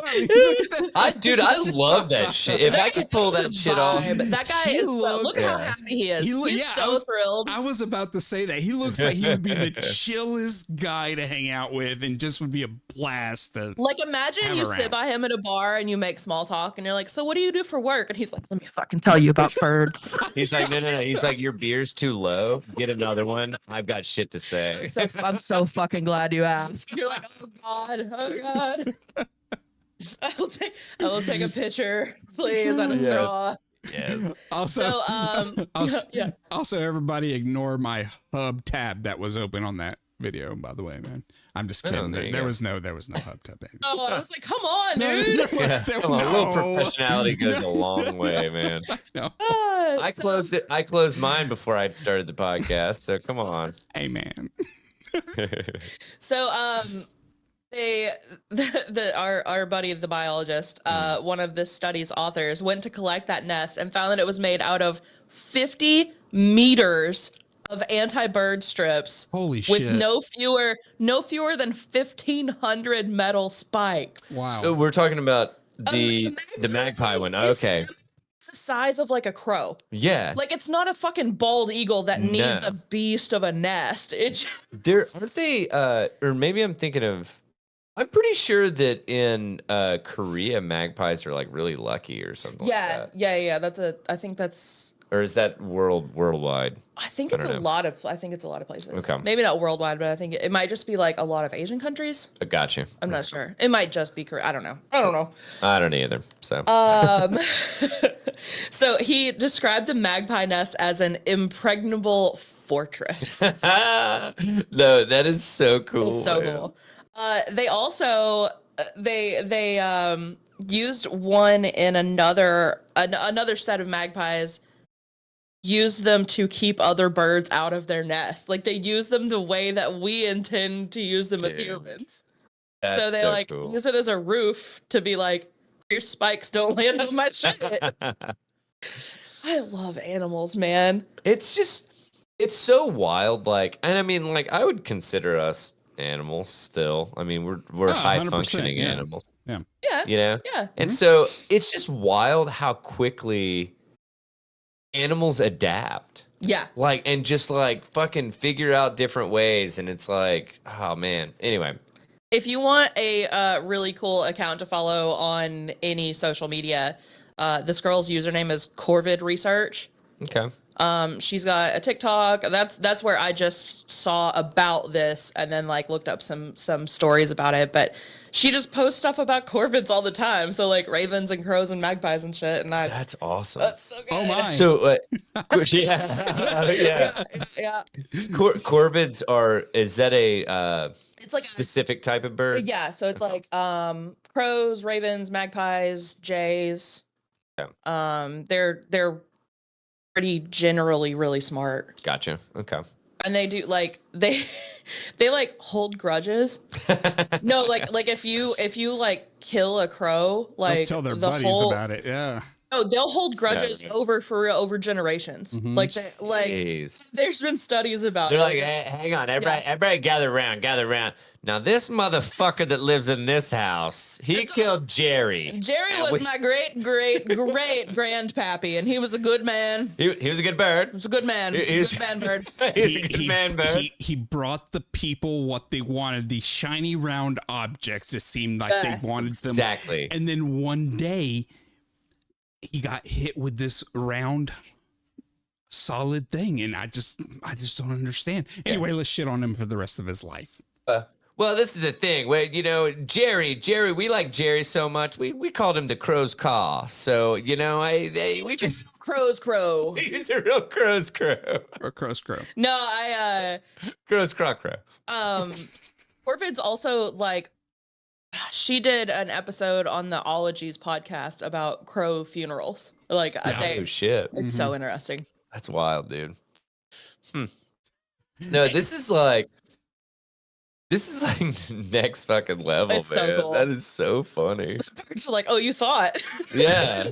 My God. So this is in Belgium, I guess, or no, Netherlands. Like just Yeah. all over the place. And see, all of our crows are too like busy eating like McDonald's French fries for you know. It's like we don't have enough like anti-bird stuff for them. Oh, or they haven't been programmed to do that. See, yeah, they don't have the Right. firmware update. The firmware update. Yeah, hasn't dropped. So I wasn't gonna cover this until the word impregnable came out. Yeah. Am I saying that right? Is that how we say it? Impregnable? I think so. Okay. Impregnable. I'm not going to question you on pronouncing like words. You can't get to be in, honest right? with you. Thanks. No, I had to. Okay, it means incapable of being taken by assault, so unconquerable. Yeah, I was wondering if you say the G or not, but yeah, you do. You do. Okay. Yeah, no, or at least that's how I've heard it pronounced. I'm sorry. Yeah, I think that's just one of those words that I've seen written a million times and not pronounced. Never said it out loud. Yeah. So this kind of works on it. I think it took away a little bit since you've given the definition of it, because now it's a little bit dark. All right. Anyway. Yikes. Shit. I accidentally closed the spreadsheet, but fear not, I got it. So we are talking about a stingray here. And apparently the stingray got pregnant, and it's the new Virgin Mary of stingrays. So, oh my goodness, immaculate conception. Yes, Charlotte, a stingray with no male companion, is pregnant in her mountain aquarium. Oh my God, I bet a pregnant stingray is so cute. I bet a baby stingray is. Oh yeah, like I've seen baby stingrays. They're real cute. Yeah. Oh yeah. So based on the past two stories that were covered, yours, Daniel, and yours, Allie, I think this kind of plays in. So Charlotte, a rust-colored stingray the size of a serving platter, has spent much of her life gliding around the confines of a storefront aquarium in North Carolina's Appalachian Mountain. She's 2,300 miles from her natural habitat under the waves of Southern California. I need to zoom into this text. And she hasn't shared a tank of water, there we go, with a male of her species in at least 8 years. And yet, nature has found a way. Here we go. The aquarium owner said the stingray is pregnant with as many as 4 pups and could give birth in the next 2 weeks.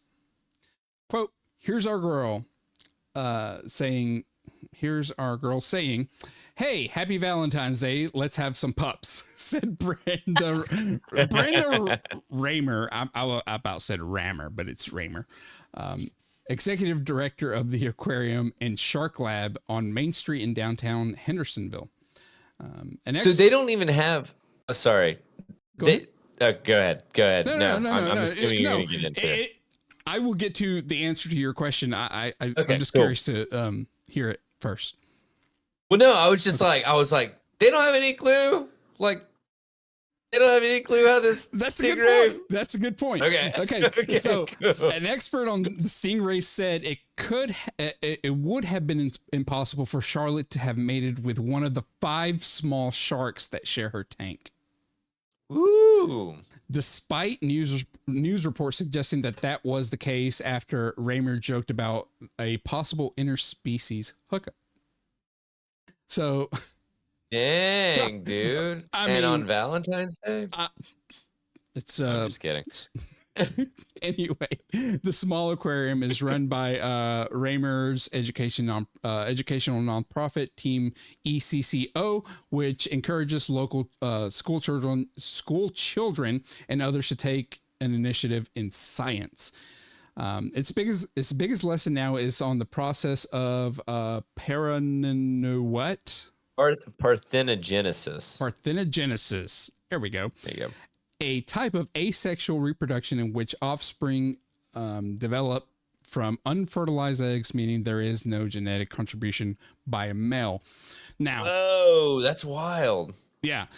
Now, this kind of makes me think of, well, it's not really the same, but how male seahorses give birth, right? But they still have to have a partner. Am I wrong?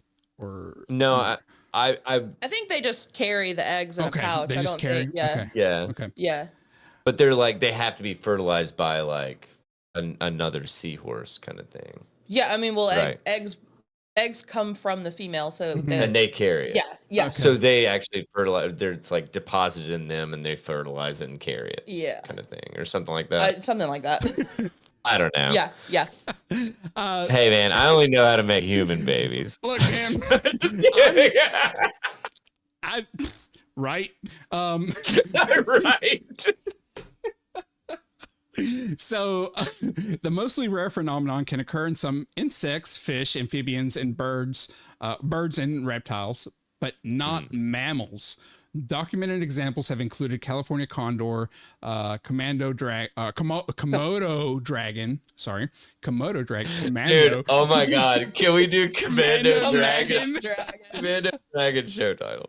And the yellow-bellied water snakes. That sounds like an insult. You yellow-bellied water snake. It really does. Specifically, Get the fuck out of here. Specifically from like Back to the Future. It sounds like almost. We need to get more back to calling stuff yellow-bellied. Yes. You have to say yellow. Yellow. Yellow belly. If you want to be really critical about it, it almost sounds racist. Like it could have that connotation, but Honestly, I would be interested to know the not going that origin. deep into it. No. I dig. Yeah. Oh, I thought you meant Yellow specifically belly. the snake. I was like, it probably has a yellow belly. You meant that? Yeah. I got you. I'm looking it up. Don't worry. So Katie Loynes, a research scientist at the Georgia. It's just lions. It's lions, dude. I'm gonna pronounce. It's lions, but loins for comedic purposes. It's lions though. Oh my god. Okay, can I read this real quick? Sure. Sorry. Real quick tangent. The word originally applied to birds that literally have a yellow belly, like the yellow-bellied sapsucker. You yellow-bellied sap. Oh my god! Can we all start using this now? Yeah. I love it. Yellow-bellied sapsucker? I love it. Oh my god. That's funny. That's awesome. That's hilarious. Anyway, go ahead. Sorry.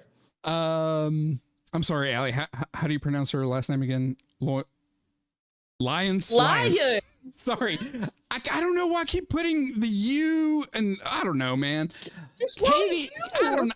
Look, okay, Katie Lyons. I know there's no U. I don't know, man. Look, I'm fucked up. Okay, like fucked up in the head, not like your buddy Brandon said Happy Valentine's Day to Tether. Oh man, thank you, Brandon. Happy Valentine's right back at you and your family, friend. Hey, thanks everybody hanging out with us on your Valentine's night. By the way, Yeah. Happy Valentine's Day to everybody in the chat, man. Any other way, dogs? Absolutely. Anyway, Katie Lyons, a research scientist at the Georgia Aquarium in Atlanta, who's not involved with the North Carolina Aquarium. They had to make sure that was, said. Said Charlotte's pregnancy is the only documented example she's aware of for this species, round stingrays. So there's a lot more. I'm sure there's something important in there, but moral of the story is It's just this wild, happened. though. Yeah. That's really fascinating. Well, I mean, I guess I should have kept going, but Lyons said that she isn't shocked other kinds of sharks, skates and rays, a trio of animals often grouped together, have had these kind of pregnancies in human care. So I guess it's a possibility that this could happen because nature finds a way, according to her. She is quoted by saying, "I'm not surprised because nature finds a way of having this happen." She took that from Jurassic Park. That's life finds a way. Oh, you're right. Thank you for setting me straight. I kind of skimmed a little bit, Larry, and like right after where we just were. The embryo, says, yeah. It's like they're not cloning themselves. An egg fuses with another cell, triggers cell division, and leads to creation of an embryo. So like, almost like an amoeba or something, kind of, right? So it's almost like budding kind of thing. Not literally budding, but it's just like, oh, well, I don't need something else to... I guess. Huh. That's fascinating. So does that mean that it's only going to like, okay, I would assume this would be like a female, whatever ray. Yeah. Right? Yeah. So is it only going to produce female rays? Because it's not going to have the Y? Something like that Something before, like that? but I haven't researched it. Gotcha. So this, I mean, that would make sense, but I don't know. This quote is the most southern thing that you can take away from this article. Raymer said, "My God, this Ray loves slopping its kids with some gravy and biscuits." Biscuits. Raymer said, "Did you see the quote? Did you see the quote? No, I really didn't. Dude. No, are you kidding me? Hold on. No, I have not read anything. That's so funny. Oh no, Allie, you have to do it. I haven't read anything. When I get to the I was quote. literally just like looking around. That's and so funny. Raymer, I'm not looking. Raymer said she and others at the nonprofit at first thought that Charlotte had a tumor when they noticed a lump on her back that was blowing up like a biscuit. Oh my God! I love you from the South. Man. Put an ultrasound. Goes on. We were all like, "Shut the back door! There's no way." We thought we were overfeeding her, but we were overfeeding her because she has more mouth to feed. Oh my God! It hurts. I fucking love it, dude. I love it, man. Holy hell! Oh my God, that's fucking incredible. I love it. Just looked like a biscuit. Oh, blowing man. up like a biscuit, dude. Holy shit, that's amazing. I thought that's you read ahead awesome. and like, no. No, I legitimately did not. Honestly, I was talking to Megan the other day. Actually, I say the other day, earlier today. Yeah. I really want some biscuits and gravy soon. Like, God, I love biscuits and gravy. Yeah, dude. Oh my God. Some good like sausage gravy. Holy hell. Man. If I slapped it on my forehead, my tongue would beat my brains out trying to get a taste. All right, so. Here we go. Bradleyism. All right, so we good here? Yeah. All right. Let's stay in the vein of animals and let's talk about some mutant wolves that ours truly in the chat, Matt Redden, he sent this to me. So credit where credit is due. Thank you, Matt. I thought this was pretty fascinating. Plus, I fucking love Chernobyl, and this made me want to rewatch it. This is a very critter-heavy episode. It is. It's good. It's good. Well, dude, this is on brand, Big or fan. at least on brand for the newsletter. Yep. Right. Yep, for sure. So mutant wolves roaming Chernobyl exclusion zone have developed cancer-resilient abilities, according to the study. Now, I am going to go ahead and correct what they say because I read through this and I was like, they didn't really develop cancer-resilient abilities. Basically, what happened is like you've got animals that are living there, and you've got the ones that aren't resistant to it that die, and then the other ones like breed and so it's not, they're not developing it. It's just like I'm just saying that it's like genes. Evolution is taking place right in front of our eyes. Yeah. Yeah. Okay. What's your point? Oh no. It's not that they're resilient to, like, you don't go dunk yourself into a nuclear it's not like animal wasteland. A. Yeah, animal A is not. It was not resilient to whatever cancer, and then it became animal A resilient to cancer. It's animal A died off. Are they misusing resilient? Shouldn't that be resistant? Yeah. Resilient is more like that it can handle it, right? Versus like it just doesn't. It is not affected by it. Okay. Right? Yeah. Or that's my understanding. Yeah. Right. Yeah. So it's basically like, oh, these guys. Well, fuck. I'll just get. Yeah. Let's go. How about that? Oh no. Sorry, that was. That's how it started. Always the New York Post that does this. I know.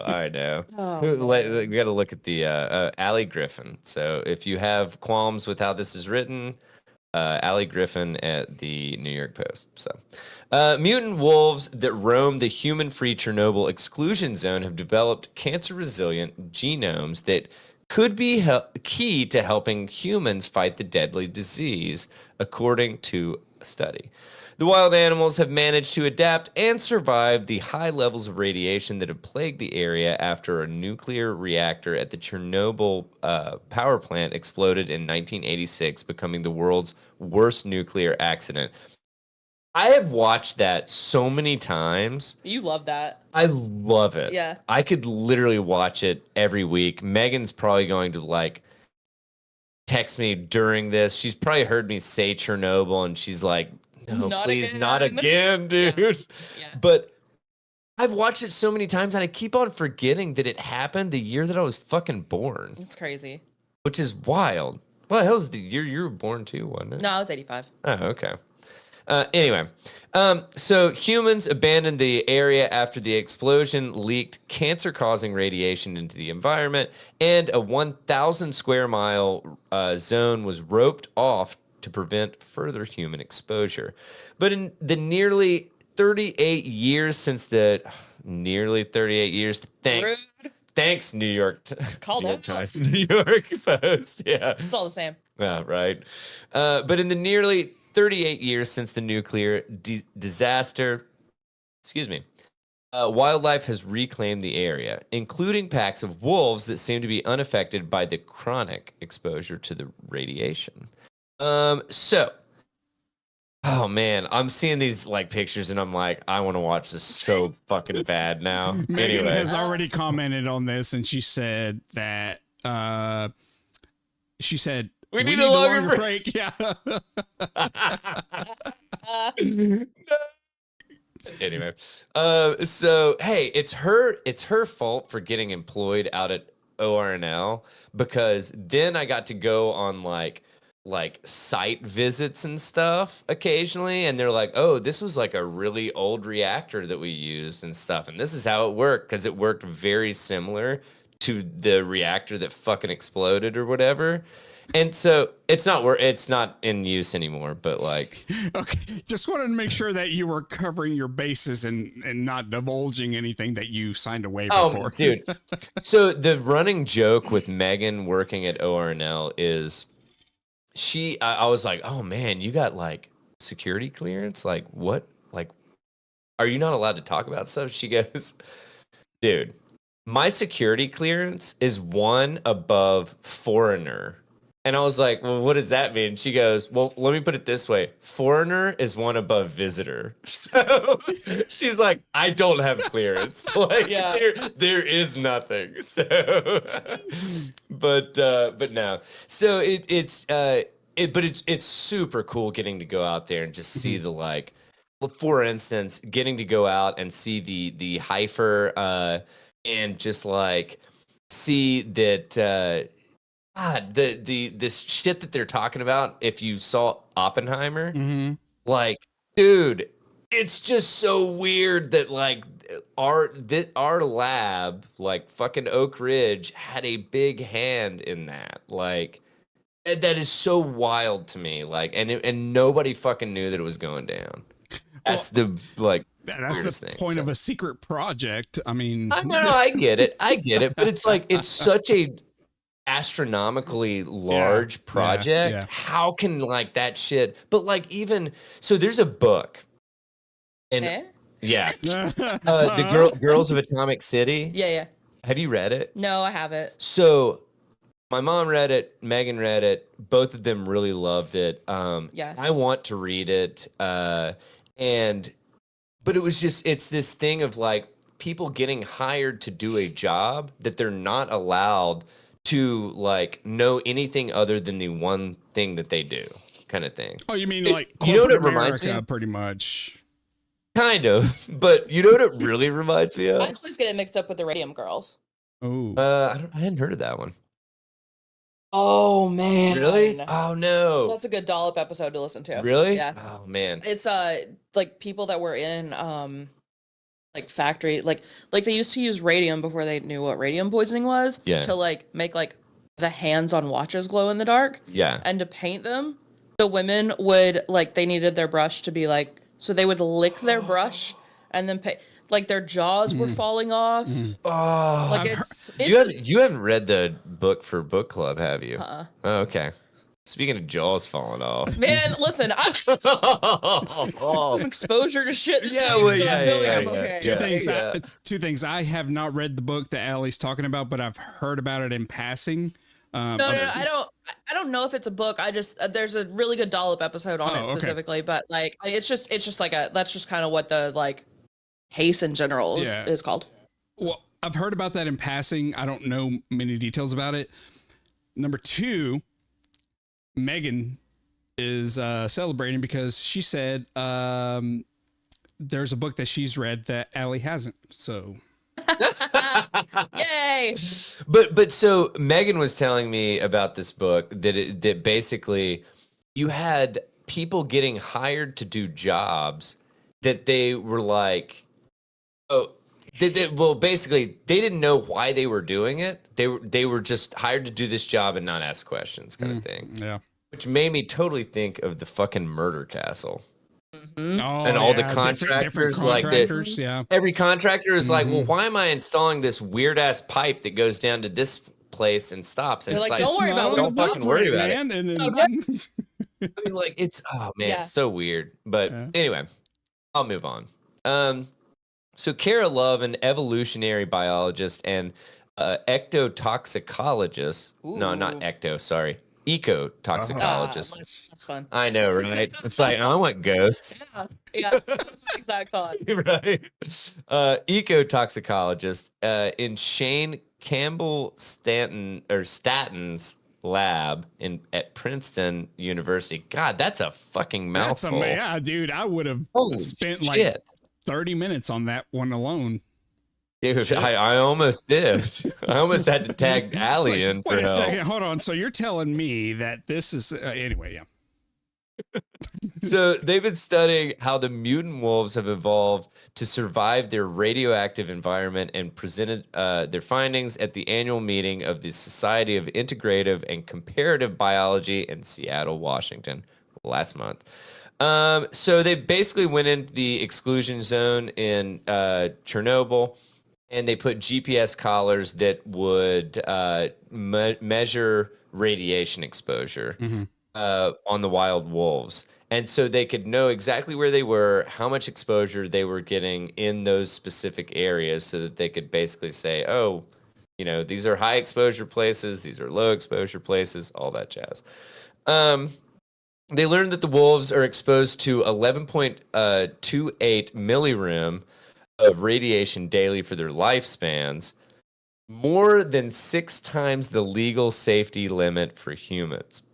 Jeez. So I don't know what's going on with these wolves, but they're doing it right. They're doing something right. So all you have to do is live in Chernobyl.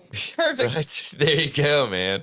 But let's see. Love pinpointed specific regions of the wolf genome that seem to be resilient to increased cancer risk. The release states. Let's see. The research could be key to examining how gene mutations in humans could increase the odds of surviving cancer, flipping the script on many known gene mutations like the BRCA that cause cancer, or like BRCA. Chernobyl dogs, the descendants of former residents' pets, may also possess similar cancer resilience, though they haven't been studied in the same way as their cousins. Their wild cousins, sorry. The issue is they have come to a halt on the research because COVID happened, and then the Russian-Ukraine shit is happening. So basically research has been shut down, which sucks because it seemed like they were like actually making progress in it. But I thought this was really fascinating, and thank you for sending it, Matt. Because like, holy hell, man. Like, I feel like anything that we can uncover in regards to figuring out like what the hell is happening with cancer in our bodies, you know? I mean, my God, that is a win for literally the world. Yeah. So Man, I hope they're able to spin their research back up sooner than later. So, but that's about all I've got for that one. So sorry to just jump off at that point, but yeah, that's all I got. I've got a just like sort of quicker weird one. Texas attorney who poisoned his pregnant wife with abortion medication, sentenced to 180 days in jail. What? I feel like that's a light sentence. 100. Like, holy shit. Yeah. Catherine Herring, the estranged wife of Mason Herring, told a Harris County court a couple weeks ago that the sentence was not strict enough. Yeah. So their now 1-year-old daughter, who she now has developmental delays and attends therapy 8 times a week. Jeez, dude. So I do not believe that 180 days is justice for attempting to kill your child 7 separate times, she said. What? Yeah, I completely agree. So the husband, Mason Herring, 39, is accused of drugging drinks that he gave to his wife of 11 years after learning in 2022 that she was pregnant with their 3rd child. At the time, they were separated, but they were doing couples counseling. She told police during a counseling session in March 2022 that she told her husband, that's worded weird. She told police that during, like, the police weren't at the counseling session. That fucked me up. Yeah. Police at your marriage counseling. So weird situation. Court order? Like, what the fuck? She's telling the police about this. Yeah, gotcha. That she told her husband about the pregnancy, and he had a negative reaction. And after that evening, he sent her text messages expressing that he was not happy about the pregnancy and did not know what to do. He allegedly told her that the pregnancy, quote, would ruin his plans and make him look like a jerk. Wow, dude. Plans for what? What exactly? See, also, what might make you look like a jerk is trying to sneaky make your wife have an abortion. Like, well, so okay, it's not great. I completely agree. 180 days in jail is fucking stupid, and like, the question is like, what, like, should he be killed? He didn't kill anybody. Okay, so no, I'm starting at the. And I'm walking it back. Well, I also don't believe in the death penalty. Yeah, true. So should he go to life in prison over attempted murder? Because this is attempted murder, in my opinion. I mean, that, and like, it's got to at least be some sort of like felony level assault too. Yeah, you know? I mean, I don't know. Like, it would have to be a bunch of charges, and for the kid to survive and now have all these like. Well, that's what resulting from. I mean, like, honestly, in my opinion, it's gotta, since the child survived, it's gotta be at least attempted manslaughter. Well, so isn't manslaughter accidental, like, in itself? Am I wrong? I don't. I could have the definition wrong, so it could be attempted murder. I would guess attempted murder because he was obviously trying to. I don't think attempted manslaughter is a thing. Yeah, I thought manslaughter was just like, oh, you killed somebody, but there was no intent. You didn't mean to. Like, okay, so, right? Okay, so yeah. So attempted murder kind of thing, like, yeah. Well, I mean, you start really getting into like ideologies and political stuff when it comes to this specific situation. Well, you're right, because I mean, like, at what point is the baby alive? So Trey in the chat, Trey just said, "How is it not attempted murder on the mom? He tried to abort a whole ass grown woman." I don't think he was trying to kill her. I think he was just like sneaking abortion medication in just to cause an abortion. I don't know that they could prove. That's how it reads. Yeah. That's how it seems like it reads. Yeah. I mean, it's definitely one of those situations where, like, man. Yeah. Now, being the other parent, if he had poisoned like the mom with something other than abortion medication, like if it had been like fucking cyanide or something, like that could definitely be more attempted murder on the mom. Yeah. Like and I'm just trying to understand it from a perspective that I can understand it from, that it's like, okay, if the mom was secretly taking like some kind of abortion thing, over-the-counter abortion pill, And it's like, I'm like, what the fuck? You know, it's like, what's happening? Why are we having all these complications? And then she has the child, and we find out that like that was going on. That it was like, what the fuck? Yeah. Like, you know, which I know it's different. Sure. It's different because it's the mother. Yeah, but it's definitely one of those situations again where beliefs and politics come into play. Now, to put it out there, 180 days is definitely, either way you go with it, definitely not acceptable. 180 days. It's not. Yeah, no, I would agree. As far as what on your scale from death penalty to, capital punishment, I don't know. Or like life in prison, or you know, it's like if you don't agree with the with capital punishment, then it's like, okay, then we start at like life in prison kind of thing. Like Ali said, okay, is that like Ali said, it definitely has to be a felony, right? It's not something that you should just be able to wipe off, right? 180 days misdemeanor, whatever it was. I don't know what it was, but to me, 180 days it's not enough. That's just so. There's a little more detail to it. Okay.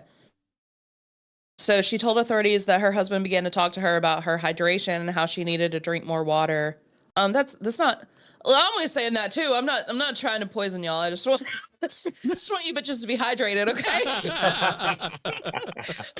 I'm not mixing anything in your water. I'm not even giving you the water. I'm just telling you about it. You can't lead a horse to water. Allie, what's in this water? It's making me feel funny. That's an IPA. Oh shit! I did spit in your water. So there's plenty of hops. That's an IPA. There's so said, couldn't the charge be something similar to putting a roofie in someone's drink and they're permanently damaged from it, a car crash afterwards or some shit from the effects? Yeah, I think. Well, so the other thing is it's involving a child. Well, like but at this point. Yeah, at this point, because it had So it's kind of one of those things that it's like, okay. I think it's just such a unique case that we don't know how to No. I agree. Well, and I mean, fuck. It's not like any of us are like legal professionals, so it's like no, not at all. We're really no, but we're just like, hey man, we're just throwing shit at the wall and looking to see what sticks. Want to make that. So one day he brought her breakfast and water and said he would not leave until she drank the whole cup. Oh, that's sketchy. She noticed that the water looked cloudy, but he was like, "Oh, just the cups or the pipes are dirty is all." The pipes, the pipes. Your pipes are dirty. Go get them clean. Seriously. After drinking the beverage, she became severely ill and experienced cramping. When she began to bleed, she said she went to the ER. Suspecting that her husband was trying to poison her, she set up cameras around the home. She told police that on 6 other occasions, he gave her beverages mixed with abortion medication, but she did not drink them. She also gave authorities video that showed him mixing a substance in her drink and throwing away trash from his car, according to the complaint. She told authorities that when she went through the discarded trash and found a package for medication that contained misoprostol, which is used to induce abortion. There it is. That's the question that I was going to ask, but yeah. Like, what was it? Oh, yeah. Like, how did she know it was abortion medication? But yeah, you cleared it up. Yeah. And then he was a Houston attorney, and he was initially charged with a felony assault to induce abortion. Nice. Hey. I nailed that. All right. Yeah. I feel like I'm a fucking lawyer at this point.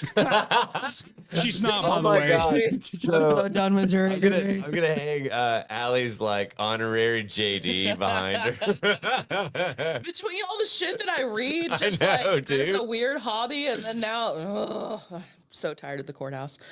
Honestly, they couldn't ask for a better person.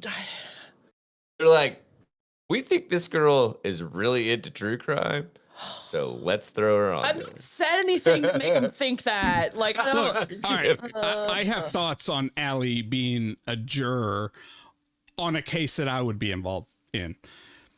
Do I want to get away with something? No. What? Do I want it to be impartial? Yes. You see what I'm saying? Okay, yeah, I see what you're saying.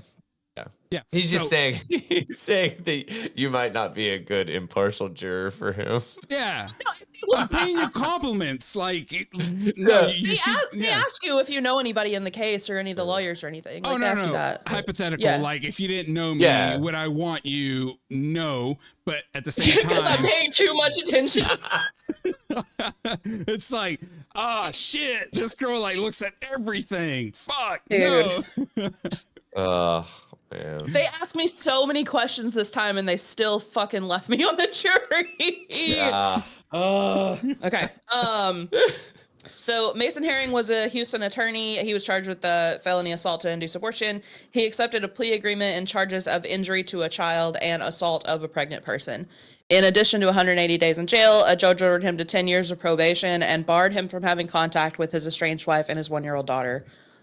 His attorney says the sentence was reasonable. It's a sad situation, and he has accepted his responsibility. Cry about it. I would think 10 years of probation on top of like way more jail time. And like you, but I honestly, I don't know. I'd have to know like what other, because I don't know off the top of my head. Did I mishear this, or is he himself a lawyer? Yeah, was. I'm sure he got disbarred over this. Okay, I was going to ask if he was disbarred as well. Oh, damn. Which is like kind of super fucked, because I wonder if he did shit in a certain manner that it was like that he knew that he was going to fucking get 180 days. Well, that was a plea. That was a plea deal. So it was like, I don't know. Or maybe not 180 days, but like I always wonder where they come up with these plea deals that they give people. They're like, if you go to trial, you might go to jail for 30 years, but like if you'll just plead guilty, we'll give you 6 months. I guess like, the 6 months and 10 years probation. It's like, hey, guess what? Obey the fucking laws, like every other fucking human. High school was on probation. Like, what do you? Yeah, I mean, it's just like one of these things. Oh, so you have to like act like a normal fucking human that contributes to fucking society. Law for 100 don't get caught breaking laws. Yeah, I mean, is that not literally what probation is? It's like, I'm sorry, like it's a fucking joke. To be honest with you, it's like, hey, be a normal citizen. Give us money while being a normal citizen. Yeah. I don't know. Fuck it, whatever. Hey, it's our justice system at work. Oh, hey, speaking of all this, Larry, I made an executive decision about what we're doing for Untethered this time. It's true. Because I found this really cool article about the true crime canon, and it's the 25 best crime books, podcasts, and documentaries of all time. Oh, I love that. And I, for real, it's such a good list. And I'm like, I told Daniel, I was like, we can do a whole episode of Untethered just on this, because it's fucking good content. And I was reading it and I was like, the stuff that I've not consumed, I have to now. No, that sounds great, for real. Good. So yeah, everybody listening, y'all want that. So and if you're watching live, we'll be right back on. Yes, absolutely. Yeah. So Larry, do you want to do one quickie to take us out, and then we'll do a real quick bathroom break and cruise into Untethered? Yep. Does that sound good? Sure. I'm just trying to figure out. I can do one if you don't want to. Okay. So, just so that we can get them. Excuse me? That one. Okay. By the way, that's a clip that's coming out. I'm getting that clip ready about the fucking AI speech. I just had to make sure. Yeah, there's a whole thing. AI speech. Yeah, Allie, a couple of weeks ago was talking about the AI assistant, and then you two went on a thing about mispronouncing words, and Allie was like, so. I vaguely remember this. I remember that. Hear me out. Oh no. I'm working on something. Some of these clips take a lot of post-production, so that's why they roll out a little bit later. So anyway. Doesn't even matter, dude. As long as it's entertaining, rock and roll. All right. So in the spirit of today, Valentine's Day, February 14th, which is the day that we are live and recording. Video shows police officer in Valentine's Day bear costume take down suspected lady drug dealer. Ooh, all right. Sorry, love. Tell me more. Tell me more. Does he drive a fast car? Sorry, love. He's just not that interested, is the way this article opens up. A Peruvian police officer lured out a suspected drug dealer with a fake Valentine's Day gift while wearing a fuzzy bear costume and beckoning her out into the streets with a box of chocolates. Let me just say, if I were writing this article on like a site like Slate or something that just puts together like a graphic for the like teaser picture, I would have the classic cartoon setup of like the box with the stick with the string on it with like, and it's just got, it's got a box of chocolates under it. Yeah. Like, that's what this story setup is. It totally, absolutely. Dude. Okay. So, I don't know how the furry community would feel about this. Let's not even upset them. Okay. But anyway, this is fucking hilarious. All right. Could you imagine being the officer being assigned, hey, we have a serious drug dealer out here. Hear me out. Hear me out, Chief. I got an idea. Garcia, Chief. Jerry, over here. I got this costume, right? Listen, don't ask why I've got this, but I've got this bear costume, okay? It's real. It's actually. It's no one hot, here watches Dancing Bear, do they? Hot. Anybody watch Dancing Bear? How do you expect, Garcia, how do you expect to lure this person out? I mean, if it comes down to it, you can fuck in the costume. All right. Does it have a crotch hole? Yes. Does it have what would be the point if it does it didn't have a crotch hole? does it have a booty oh my god, what is it called? Booty flap. Booty flap. Yeah. So you got a booty flap, you got a crotch hole. All right. That's the whole checklist right there. All right. Let me check. Let me check my notebook. Yep. Two things. That's it. Let's get this case going. Crotch hole and booty flap. Show title. I actually saw crotch hole and booty flap open for Marauder at the Carnes Community Center. I've heard of them. They've got some real bangers. Fuck you guys.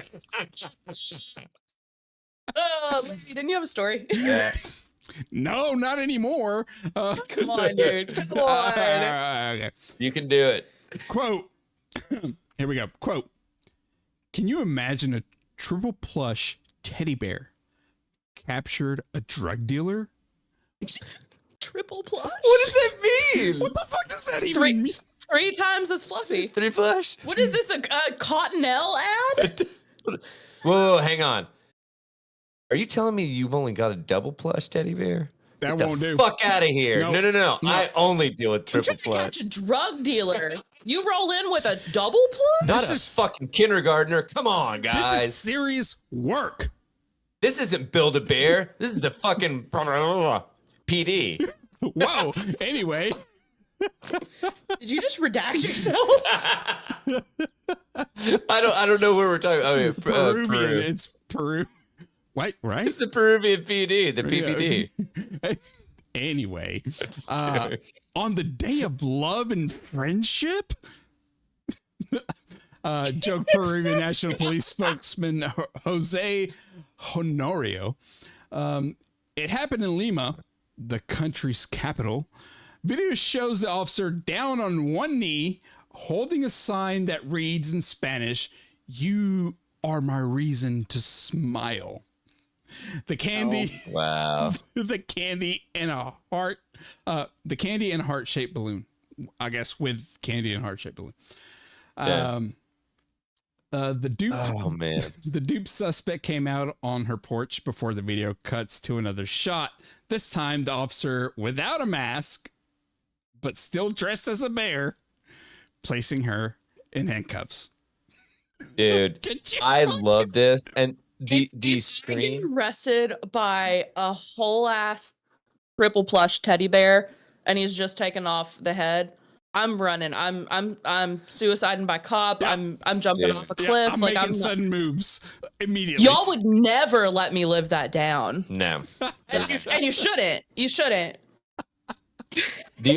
What we would do is we'd be like, you know what? We'll bail you out, Allie, but you have to give us all access to the arrest photo. So, because it's going to the show notes. Police pulled out multiple stashes of what appeared to be heroin and other similar opioids. Still wearing his costume, the bear himself pulled some of the contraband out of a drainage grate. Oof. The video shows, you can see the pictures of the guy in the bear costume arresting the person. I'm obsessed with it. It's incredible, dude. Okay, so funny. I am going to show it right the Yes, I was gonna say, please put it up there. There we go. All right, perfect. Dude, so that is just awesome. The video shows at least 2 female suspects being arrested and loaded into the back of an unmarked police truck. Details on the specific charges were not immediately available. But look at this guy. Dude, I am I love it. Literally watching the video, and it's just fucking incredible, man. Okay, I just scrolled up to the one. It is just. I just scrolled up to the one with the fucking bow. I mean, dude, it is just there's no way to get around the fact that it's just what? The lashes on that teddy bear, though. The lashes and bow on the teddy bear. I tell you what, if that comes up to me and they're like, stop, police, I'm going to be like, where? Yeah. It's just the police, because it's not the teddy bear. Oh, my God. It's just incredible. Yeah. Wait, are you telling me Teddy Ruxpin? He's a police officer these days? I can see Grubby, but not Teddy Ruxpin. Wait, who's Grubby? His best friend, the glowworm? Oh, I'm not going to lie. I don't even remember who Teddy Ruxpin is. Oh. I just knew that name. Oh, man, I just walked myself in a corner. Grubby. Google Grubby. Okay, on it. Dude. I'll get it. I'll get it because I'll know it when I see it. Here you go. Yeah. Oh my God, that's fucking terrifying. Yeah, he's awful. I don't know. I love Jesus, him. But it looks like some malformed. A worm because he's got legs. It's a grub. It's got to be. Sorry, grub, he's right? an octopede, an 8-legged creature commonly found near water in his home country of Octagonia. Octagonia. Checks out. Wow. Yeah, this guy. Okay, well that one looks way more normal than the animated version. Yeah.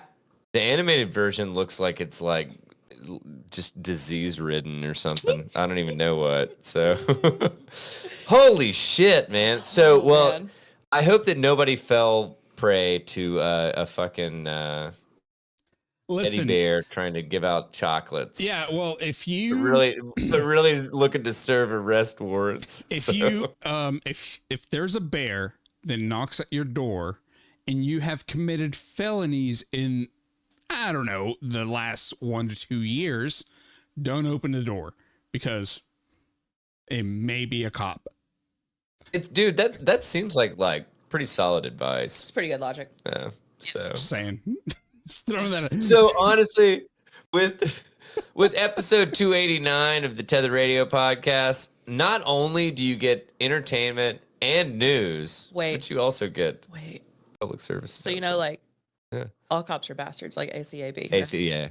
What if it's all cops are bears? Is that all it is? It might be. Fuck. Oh my God. Breaking news. You heard it here first. These are the questions that are asked on the Tether Radio podcast that honestly, they're not asking elsewhere, I promise. Now, hard-hitting questions that you're only getting with the Tether You Radio could argue podcast. that it's not a relevant question, and honestly, a lot of people take that argument. We won't. Trey, because we're agreeing with you. Trey said that there's nothing worse than a bear with a badge. Ooh, show title. Bear with a badge. Bear with a badge. That's a really good show title. Some good show titles this time. We did. Also, for YouTube's sake, everything covered here tonight is for entertainment and comedic purposes. Do not take our advice. seriously. Yeah. And we definitely don't know. We know just enough about law to get ourselves in trouble, but not enough to get ourselves out of trouble. Yeah. No. Never talk to the police. It's true. Only talk to your lawyer. That's the biggest fucking thing out there. Yeah. Carry around some duct tape and just, Wait a second. Abduct yourself? Yeah. I'm just kidding. I mean, might as well. I mean, fucking shut it. Why am I abducting? Anyway. All right. Well, we're gonna tie a pretty little bow on this bad boy. That is episode 289 of the Tether Radio podcast. We've been coming at you guys for I don't know, close to 2 hours. Honestly, yeah, jeez, a little under 2 hours. And guess what? You're probably gonna get close to an hour after this. I don't know, unless we just get tired, which doesn't happen. So this true crime list it's solid. See, it's good. It's good. So, we'll talk about it for a minute. I'm gonna make you guys try to guess what you think might be on it before we look at it, because I did that when I first clicked on it. Like at the beginning or right now? Yeah. Okay. Like when we start the episode. Gotcha. Okay, cool. Well, so you've not only have you gotten to see how the sausage is made, you get to see us just figure out what the fuck we're gonna do moving forward. So, anywho, so this has been episode 289 of the Tether Radio podcast. Check out the Untethered that we're about to record on Wednesday. This bad boy right here that I'm talking about right now is going to come out on Monday. And we will also be having our book club. Oh my gosh. Book club. Oh yeah, when is book club? February 28th. That's not where you were going? That wasn't where I was going, but go ahead. Oh yeah, what were you going to say? It's okay. The 28th, and so basically what we're going to do is for book club, since the 28th is a Wednesday, we're going to maybe try to record a little bit early, if everybody can, maybe 30 minutes early, and then stop like right around like 7:15-ish or something like that, and then have enough time to scramble to put everything together to talk about the wager by I know the last name's Gran. Yep. David Gran, which I have finished. Yeah. I need to start it. Yeah, dude, I'm telling you, Megan, if you like nonfiction, and by that I mean like if you enjoy hearing about the hard shit that people that lived before us went through, this book is for you, because it is some seafaring, like fucking pirate, like gnarly shit, dude. And I really, really fucking enjoyed it. Once it got into the latter stuff, like the court-martialing and stuff, which is a very small portion in the book at the end, I was like, I'm kind of ready to be done here. But man, the vast majority of it, I actually really, really enjoyed. Good. So Good. But anyway, so that was The Wager by David Gran. We're going to be talking about it. It was David Gran, right? Yep. Okay. We're going to be talking about that at approximately 7:30 p.m. on Eastern on February 28th. So you still got plenty of time to knock this out. And if you buy it on Kindle, just be forewarned that the little percentage thing is not accurate at all. Like I was at about 30, a little past 30, 35%, something like that. And I'm like, dude, this seems like the book's almost over. And I don't know what's going on. Well, it legitimately goes into the epilogue at 43%. I don't think I've ever had that happen on Kindle. That's so weird. No, and the other weird thing was once I got into acknowledgments and like they have like photos and stuff and like paintings and all that jazz. It's like, oh, it's going to take you 15 hours to like finish the book. Yeah. And I'm like, what? To go through photos and acknowledgments? Like, what? Anyway. It's great. It's a really good read. And even if you don't get through all of it, read a little bit of it. Come join us. It'll be fun just to shoot the shit and talk about how crazy like fucking life in 17 whatever in the 18th century was, especially on the fucking high seas, man. It's crazy. Love it. Anywho, so all of our show notes for this episode will be in the newsletter. Allie puts it together. It's phenomenal every week. tetherradio.substack.com. That is where you can go to sign up for it. Or you can just check it out. I mean, like, who wants an extra step? Just go, put your email in there, and we don't, like, spam you with, like, oh, my God, an episode is coming out. It just came out. No. Hey, guess what? An episode just came out. Yeah. Oh, my God. We don't do that shit. It's just one a week. Yeah. I one time sent one as like a wrap up with stuff from the big West Memphis 3 thing. Yeah. Otherwise, like, it's one a week. Absolutely. Yeah. Because we understand that, like, everybody's fucking inboxes are overflowing with just bullshit. I'm So. just trying to clean mine up right now. Seriously. Yeah. No, exactly. So anyway, that's tetherradio.substack.com. So if you want to actually read through any of the stuff that we covered for the full episode, all of our show notes will be in the newsletter, and that's what I was just talking about. So I think that's it. Anybody got anything to add before we yeah, bow on this bad boy? Make sure that you guys are following the Instagram page. Reels come out as soon as I edit them. Also TikTok. Follow us there. And subscribe to the YouTube page. Hey, there we go. Said it. Yeah, dude. No, Larry has been crushing it on like reels and stuff like that. And honestly, we've been getting a lot of good feedback from people. Just like whether or not you guys have been enjoying it or not. Vast majority of people have been saying that they've really liked the reels he's been putting together. Hey, together. So. If you like them, share them, send them to people, comment on them, however much interaction we can get. It's absolutely, man. Anything and everything helps. Yeah. So, also buy shit, buy merch. Buy some merch, man. Get you if you want to sport a Tether Radio hat or a and man, we have this shit priced to fucking roll, man. Like honestly, it's like going out of business. We basically forever, have it marked down to the point to where we're making like 50 cents on everything because we don't give a fuck about making money on this shit. Mm-hmm. All we want to do is get our name out there because you know what? That's what we want. So, but yeah. So if you enjoy this, tell somebody about it. And if you enjoy it a whole lot, go to tinyurl.com/tether merch. Is that right? Yep. Oh man, I'm doing this from memory these days. Look at this shit. And we've got hat mug cup and hat mug sticker. Hat mug sticker. Hat mug and we got cup. Strappy boys.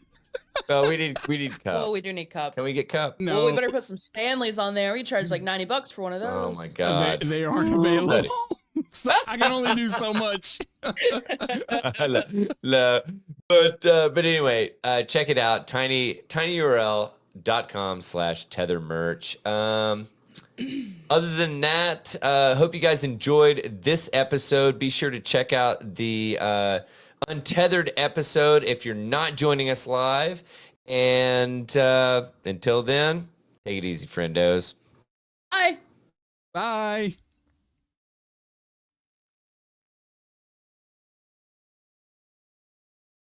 You just mute himself? Yes. You muted yourself. Let's try this again. Okay. Please clap. Nice.